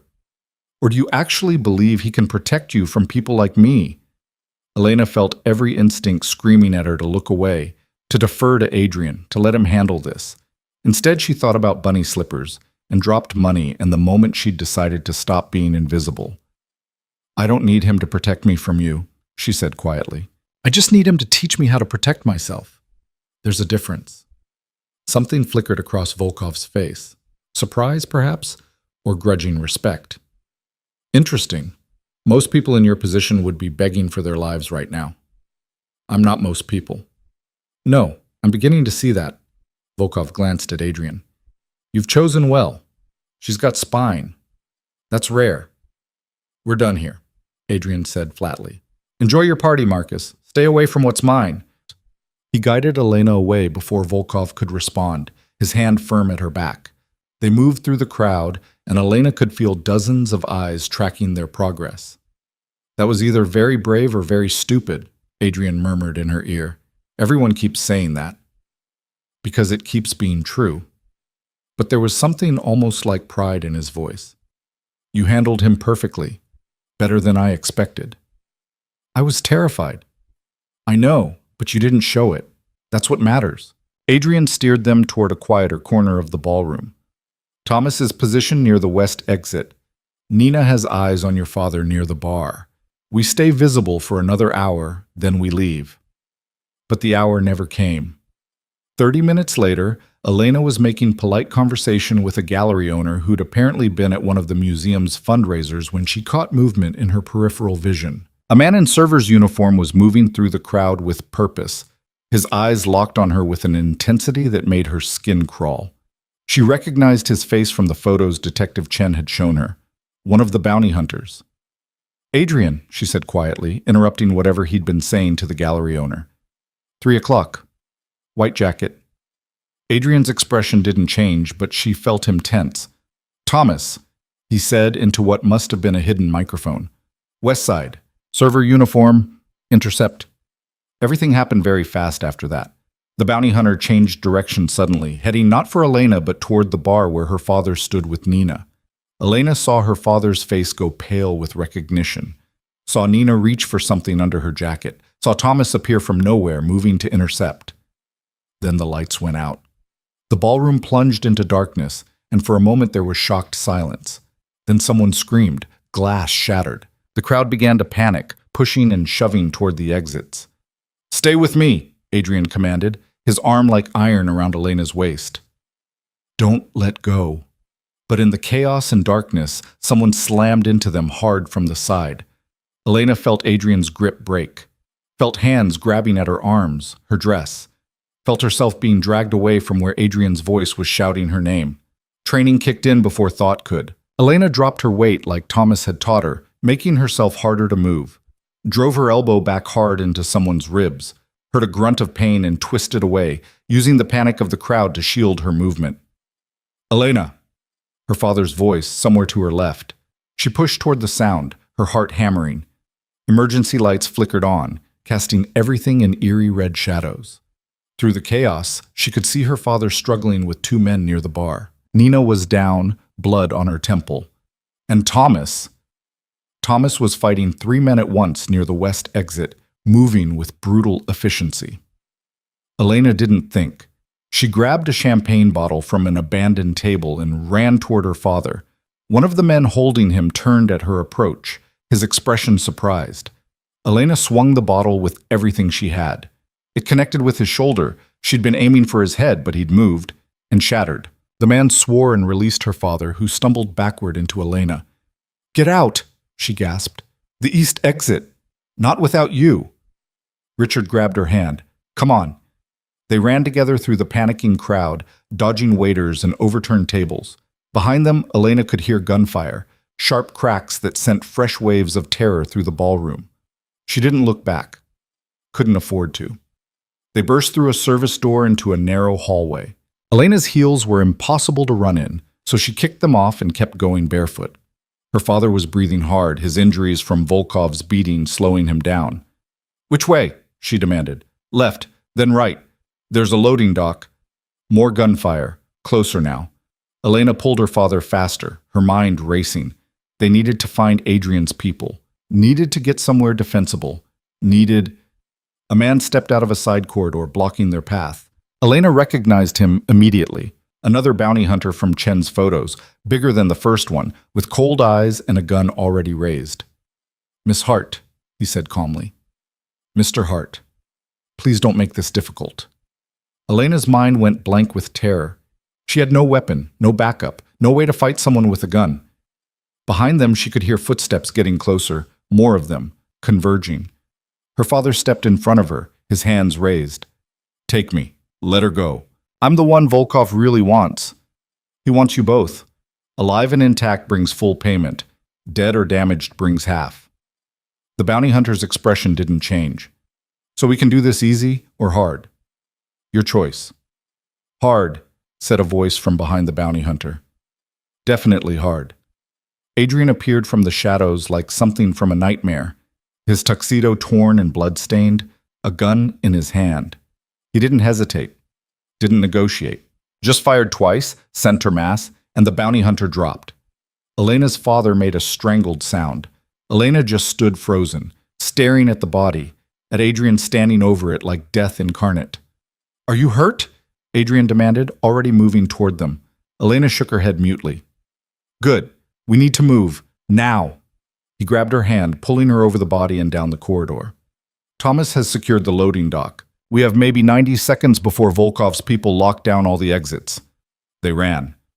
Elena's feet were bleeding from running barefoot on concrete, but she barely felt it. Adrenaline and terror had turned everything sharp and immediate. Behind them, she could hear shouts. More gunfire. The loading dock appeared ahead, where Thomas stood guard with two other men Elena recognized from the security briefing. A black SUV idled nearby, its engine running. Get in, Thomas ordered. We're blown. Half of Volkov's security is coming down on this position. Adrian practically threw Elena into the SUV, then her father. He climbed in after them as Thomas slammed the door and the vehicle accelerated hard enough to throw them against the seats. Nina? Adrian demanded. Conscious, concussed, James got her out through the kitchen. Thomas was driving like a maniac, weaving through narrow service streets. Chen says Volkov is claiming we started the attack, that we shot first. Of course he is. Adrian's jaw was tight. How many casualties? Unknown. At least 4 dead that we know of. Dozen more injured. Thomas took a corner so fast the SUV's tires screamed. This is bad, Adrian. This is war. It's been war since he put a contract on them. Adrian pulled out his phone, his fingers flying across the screen. Get us to the safe house on Riverside. I need to make some calls. Ma. Elena sat pressed against her father in the back seat, shaking so hard her teeth chattered. She could smell gunpowder and blood, could feel the adrenaline starting to fade, leaving her hollow and sick. You saved my life, her father said quietly. When that man had the gun, you hit him with a bottle. I missed. I was aiming for his head. You still saved me. His voice cracked. After everything I've done, everything I've cost you, you saved me. Elena didn't know what to say to that. Didn't have words for the complicated tangle of fear and anger and exhausted love in her chest. So she just leaned her head against the cold window and watched the city blur past. The safe house was a nondescript apartment building in a neighborhood that had seen better days. Thomas pulled into an underground parking garage, and they climbed 4 flights of stairs to a unit that looked like it had been furnished from a discount store catalog. It's not the penthouse, Adrian said, locking 3 separate deadbolts behind them. But it's secure. No one knows about this location except my inner circle. Elena collapsed onto a worn couch, her whole body starting to crash from the adrenaline. Her feet were still bleeding, leaving smears on the cheap carpet. Her dress was ruined, torn at the hem where someone had grabbed it. Her hair had come completely undone. Adrian knelt in front of her, his face tight with concern. Let me see your feet. They're fine. They're bleeding. Let me see them. His voice had shifted from commanding to gentle, and somehow that made Elena's eyes burn with unshed tears. He cleaned and bandaged her feet with surprising tenderness, his hands steady despite the violence they'd just escaped. Elena watched him work and tried to process what had just happened. The gunfire, the bodies, the terror of being separated in the darkness, the fact that she'd fought back instead of just freezing. I hit someone with a bottle, she said suddenly. Adrian looked up. I know, Thomas saw. I've never hit anyone before in my life, and tonight I hit someone with a champagne bottle and didn't even hesitate. You were protecting your father. Instinct took over. Adrian finished with her feet and sat back on his heels. You did good, Elena. Better than good. People died tonight. Yes, they did. His expression was grim. And more will die before this is over. Volkov crossed a line tonight. He attacked us in public, in front of witnesses. He's declared open war. So what happens now? Before Adrian could answer, his phone rang. He answered it immediately. Talk to me. When? How many? All right, lock it down. No one in or out without my approval. He hung up and looked at Thomas, who'd been standing guard by the door. Volkov's claiming we brought guns to the gala intending to assassinate him. He's got witnesses willing to testify, security footage edited to support his story. The police are issuing warrants for my arrest by morning. That's insane, Elena said. There were 500 people there. They saw exactly what Volkov wanted them to see. Chaos, gunfire, bodies. Adrian's voice was hard. And now he's painting himself as the victim and me as the aggressor. It's smart. Turns public opinion against us and gives him legal cover for whatever he does next. So we're trapped here. For now. Adrian stood up, pacing the small room. But being trapped doesn't mean being helpless. Chen is working his contacts in the department. Nina's reaching out to our allies, and I've got calls into everyone who owes me favors. And me? Elena asked. What do I do? Adrian stopped pacing and looked at her. Really looked at her, his expression shifting into something she couldn't quite read. You've already done more than I had any right to ask. You walked into danger with your head held high. You fought when you needed to fight. You saved your father's life. He moved closer, his voice dropping. What happens next is my burden to carry, not yours. That's not how this works anymore. Elena stood up despite her bandaged feet, facing him directly. You said I was part of this, that I'd proven myself, so don't try to protect me by shutting me out now. Elena, no. You don't get to decide this alone. She was shaking again, but not from fear this time. From fury. From exhaustion. From the overwhelming realization that she'd crossed a threshold tonight she could never uncross. I'm in this with you. All the way. So tell me, what's the plan? Adrian stared at her for a long moment. Then, unexpectedly, he smiled. A real smile that transformed his face. You're incredible, you know that? I'm terrified and covered in blood and I just watch people die. I don't feel incredible. That's what makes you incredible. You're terrified and you're still standing here demanding to help. He cupped her face in both hands. The plan is simple. We find proof that Volkov orchestrated tonight's attack. We expose him before he can use the legal system against us. And we end this war before it destroys everything we've built. How do we find proof? We already have it. Adrian's smile turned sharp. Your father's been recording his conversations with Volkov's people for months. Insurance, in case they ever tried to kill him. He just doesn't know we know about it. Everyone turned to look at Richard, who'd been sitting silently in the corner. His face went pale. How did you think I'd bring you into my operation without vetting every detail of your life? Adrian's voice was a matter of fact. I know about the recordings. I know where you keep them. And I know they contain evidence of Volkov ordering hits, laundering money, and running illegal operations across 3 states. Richard's hands were shaking.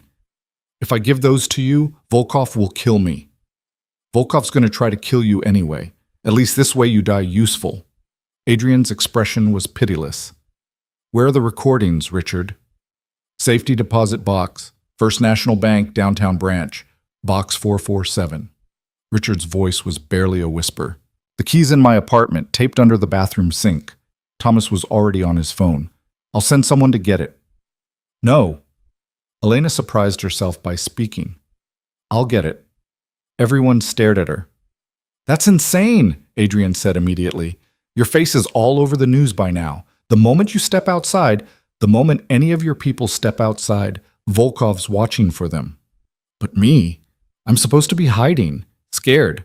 No one will expect me to go on the offensive. Elena looked at Thomas. You said I needed to learn how to disappear, how to be invisible. Teach me, right now, and then let me do this. Absolutely not, Adrian said flatly. It's too dangerous. Everything is too dangerous. But sitting here waiting for Volkov to find us is more dangerous than going after the evidence ourselves. Elena held his gaze. You know I'm right. Adrian's jaw was so tight she could see the muscle jumping. If something happens to you, then make sure nothing happens to me. Send Thomas with me.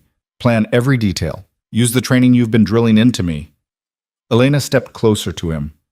But don't make me sit here doing nothing while you risk everything, please. The silence stretched between them, heavy with unspoken things. Finally, Adrian closed his eyes and nodded. Fine. But Thomas goes with you. And you follow his instructions exactly. No improvising. Deal. 2 hours later, Elena stood outside her father's apartment building wearing clothes that Thomas had somehow procured: jeans, a dark hoodie, sneakers. Her hair was tucked under a baseball cap, and she wore glasses with clear lenses that somehow changed the shape of her face. "You look completely different," Thomas said with approval. "Even I barely recognize you." "Will it be enough?" "It'll have to be. Come on. We've got maybe a 10-minute window before Volkov's people make their next patrol sweep." They moved quickly through the building's back entrance, taking stairs instead of the elevator. Elena's heart was pounding so hard she felt dizzy, but she kept moving. Her father's apartment was on the 3rd floor, and Thomas had a key that Chen had provided. The apartment was small and messy, with empty bottles and racing forms scattered across every surface. It smelled like cigarettes and regret. Elena tried not to think about her father living here, alone with his mistakes. "Bathroom," Thomas said quietly. "Hurry." Elena found the key exactly where her father had said, taped under the sink behind cleaning supplies that looked like they'd never been used. Her hands were shaking so badly she almost dropped it twice. "Got it," she whispered. "Good. Let's—" The apartment door crashed open. 3 men poured in, moving with military precision. Elena recognized one of them from the gala, one of Volkov's security team. His eyes widened when he saw her. "Hello, Miss Hart. You just made this very easy." Thomas was already moving, his gun coming up. "Get behind me. Now!" Elena scrambled behind him as gunfire erupted in the tiny apartment. The sound was deafening in the confined space. She pressed herself against the bathroom wall, the key clutched in her fist, and tried not to scream. Thomas was fighting all 3 of them, his movements precise and brutal. But there were too many of them. Elena saw him take a hit to the shoulder, saw blood bloom across his shirt, saw him go down on one knee. The nearest attacker raised his gun toward Thomas's head. Elena didn't think. She grabbed the heavy porcelain toilet tank lid and swung it with everything she had. It connected with the man's head with a sickening crack. He dropped like a stone. His gun skittered across the floor, and Elena dove for it, her hands closing around cold metal. She'd never held a real gun before. Thomas had shown her how they worked, had her practice with a plastic training model, but this was different. This was heavy and real and terrifying. One of the remaining men turned toward her. "Don't be stupid, sweetheart. Put it down." Elena raised the gun with shaking hands, remembering what Thomas had taught her. "Get away from him." "You won't shoot. You're not a killer." "I hit your friend with a toilet lid. You want to bet what else I'll do?" The man hesitated. That moment of indecision was all Thomas needed. He surged up from the floor, taking the man down with brutal efficiency. The 3rd attacker ran, smart enough to know when he was outnumbered. Thomas leaned against the wall, breathing hard, blood soaking his shoulder. "You hit him with a toilet lid. It was heavy. Good thinking." He looked at the gun in her hands. "You can put that down now." Elena's hands were shaking so badly she could barely hold it anymore. She set it carefully on the floor and backed away, her whole body trembling. "We need to go," Thomas said. "Now, before more of them come." They made it back to the safe house 40 minutes later, Elena supporting Thomas's good side while he kept pressure on his shoulder wound. Adrian met them at the door, his face going white when he saw the blood. "What happened?" "Ambush at the apartment. 3 of Volkov's people." Thomas grimaced. "Elena saved my life with a toilet lid." "A what?" "Long story." Elena held up the key. "But we got it." Adrian stared at her, at the blood on her clothes that wasn't hers, at the wild look in her eyes, at the key clutched in her trembling hand. Then he pulled her into his arms, holding her so tightly she could barely breathe. "Never again," he said into her hair. "Never again, Elena. I can't. I'm okay. I'm alive. We got the key." She pulled back enough to look at his face. "Now, let's finish this." The next 6 hours were a blur of activity. Marie patched up Thomas's shoulder while Detective Chen arrived with a key to access the safety deposit box. Adrian made call after call, assembling allies and applying pressure in places Elena didn't fully understand. When they finally opened the box at dawn, with Chen providing cover at the bank, they found exactly what they needed: dozens of recordings meticulously cataloged, documenting every illegal activity Volkov had been involved in for the past 18 months. "This is enough to put him away for life," Chen said, listening to one recording where Volkov casually ordered someone's execution. Hell, this is enough to bring down half his organization. Then let's bring it down, Adrian said. By noon, the recordings were in the hands of the FBI, the State Attorney General, and 3 separate media outlets. By evening, Volkov was in custody, his assets frozen, his empire crumbling as associates scrambled to cut deals. The warrants for Adrian's arrest were dropped. The narrative shifted from violent crime boss to man defending himself against corrupt rival. And through it all, Elena sat in the safe house with her father, watching the news coverage and trying to process the fact that it was finally over. "You did it," Richard said quietly. "You actually did it. We did it. Your recordings gave us the evidence we needed." Elena looked at him. "What you did, keeping those recordings, even though you were terrified, that took courage." "I was just covering my own ass. Maybe. But it saved a lot of lives today, including yours." She paused. "What will you do now?" Richard was quiet for a long moment. "I was thinking maybe I'd get clean. Actually clean. Not just saying it this time. There's a facility upstate that Chen mentioned. 30-day program. If I survive it, maybe I can start actually being someone you don't have to be ashamed of." Elena felt tears sting her eyes. "I'm not ashamed of you. I'm just tired. Tired of the chaos and the fear and the constant crisis. I know, and I'm sorry for all of it." He reached out hesitantly, and after a moment, Elena took his hand. "Thank you for not letting them kill me, even though I probably deserved it." "Nobody deserves that." She squeezed his hand once, then let go. "Get help, Dad. Real help. And maybe when you're actually better, we can try to figure out what a relationship between us looks like." "I'd like that." His voice was thick with emotion. "I'd really like that."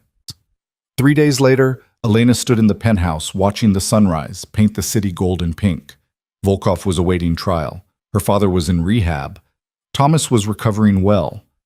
Nina had returned to work with a spectacular black eye and a story about fighting 4 men at once that got more dramatic with each retelling. And Adrian, "You're up early," his voice came from behind her. Elena turned to find him in the doorway, hair mussed from sleep, wearing only pajama pants. She'd gotten used to the sight over the past few days, the way he looked without the armor of expensive suits and careful control. "Couldn't sleep," she said. "Too much quiet." "I know what you mean." He moved to stand beside her at the windows. "Chen called. The FBI wants to interview you about what happened at the gala." "When?" "Whenever you're ready. There's no rush." Adrian's hand found hers. "They're more interested in building their case against Volkov than pressing charges against anyone who defended themselves." Elena nodded, lacing her fingers through his.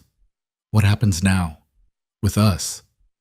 It was the question that had been hovering between them for days. The danger that had brought them together was gone. The crisis that had made every moment urgent had passed. Now there was just them. Whatever that meant. "That depends," Adrian said carefully. "What do you want to happen?" "I don't know." Elena turned to face him fully. 2 weeks ago, I was invisible. I went to work, came home, talked to no one, wanted nothing except to be left alone.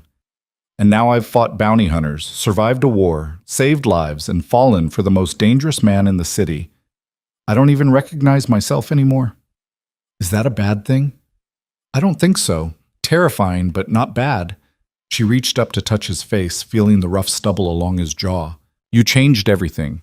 You made me visible, made me strong, made me believe I could be more than the scared girl hiding in bunny slippers." "You were always more than that. I just helped you see it."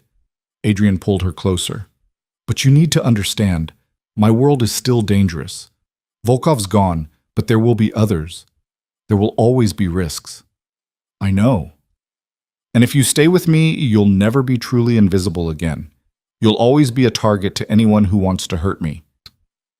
"I know that too." Elena stood on her toes, bringing them almost level. "But being invisible didn't keep me safe, it just kept me alone. And I'm tired of being alone." Adrian's eyes searched hers. "Are you sure? Because once we do this, really do this, there's no going back to your old life." "I don't want my old life. I want this one.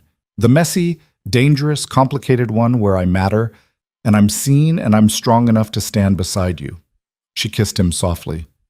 I want you. The kiss deepened, becoming something hungry and desperate and full of everything they'd been holding back. When they finally broke apart, both breathing hard, Adrian rested his forehead against hers. I love you, he said quietly. I didn't plan to. Didn't want to. But that night when you stood at my door in those ridiculous slippers and refused my money, you got under my skin. And I haven't been able to get you out since. Elena felt her heart expand in her chest, full and aching and perfect. I love you too. Even though you're terrifying and dangerous and you've turned my entire life upside down. I love you. So what do we do about it? We start over. Not as protector and protected. Not as crime boss and liability.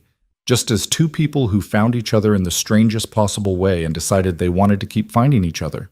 She smiled. And maybe you can teach me to run your legitimate businesses. I'm good with details and restoration. I bet I could be good with investments and property management too. You want to work for me? I want to work with you. Be your partner in the legal parts of your empire.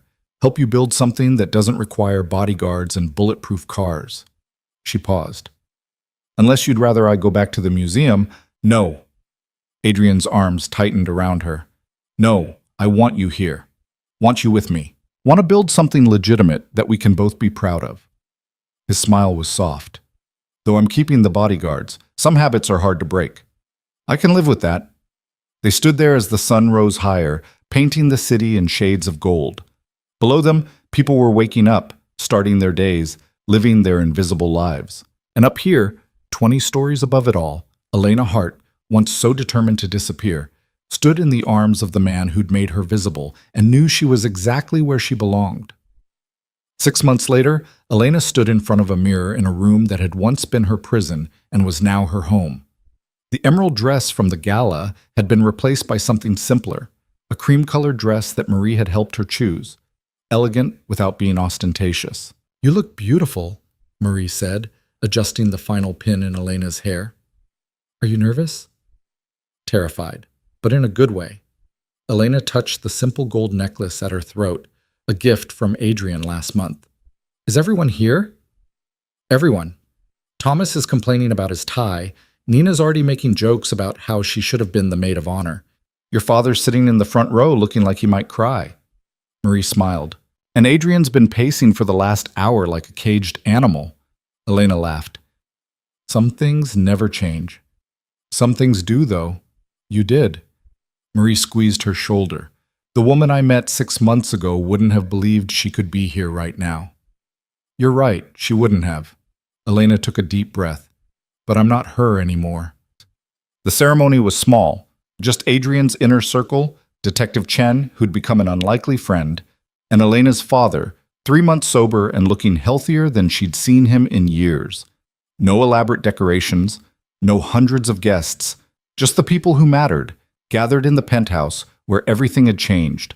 Adrian waited for her near the windows overlooking the city, wearing a simple dark suit and an expression of such open emotion that Elena felt her breath catch. When their eyes met, he smiled, that real smile that transformed his face and reminded her why she'd fallen for him in the first place.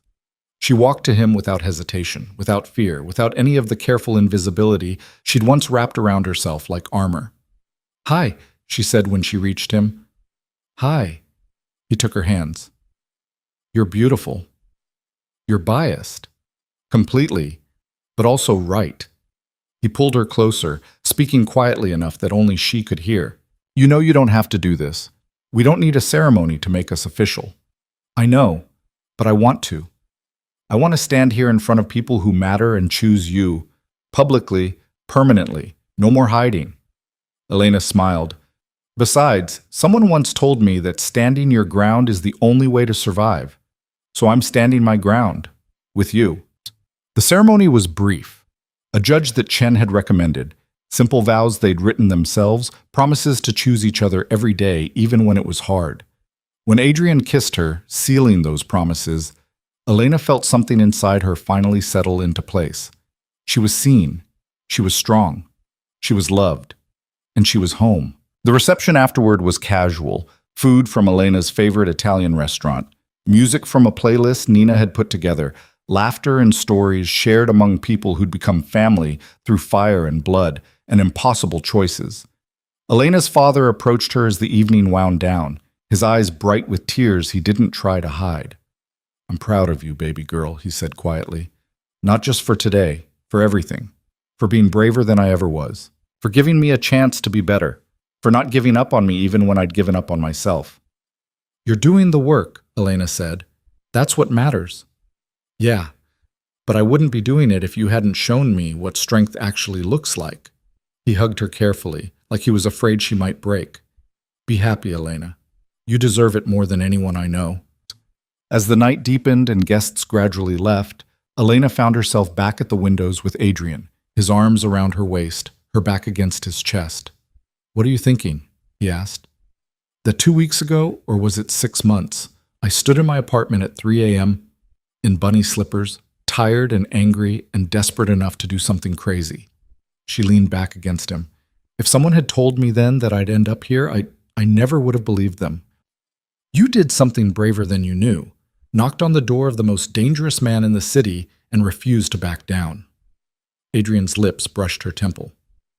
"And changed both our lives forever." "No regrets?" "None." "You?" Elena thought about her quiet, invisible life. Thought about the woman she'd been, small and scared and so desperately alone. Thought about the woman she'd become, strong and visible and loved beyond measure. "Not even one," she said. Below them, the city glittered with a million lights, each one representing someone living their invisible life, making their careful choices, trying to survive in a world that could be beautiful and brutal in equal measure. And up here, 20 stories above it all, the shy art restorer who'd once trembled at a dangerous man's door stood in her husband's arms and knew that the quietest voice had indeed changed the most dangerous heart. The war was over. The danger had passed. And what remained was simple and profound and absolutely real. Two people who'd found each other in the darkness and chosen, every single day, to step into the light together. Elena had spent years learning how to disappear. But in the end, being visible, being seen, being known, being loved, was the greatest strength of all.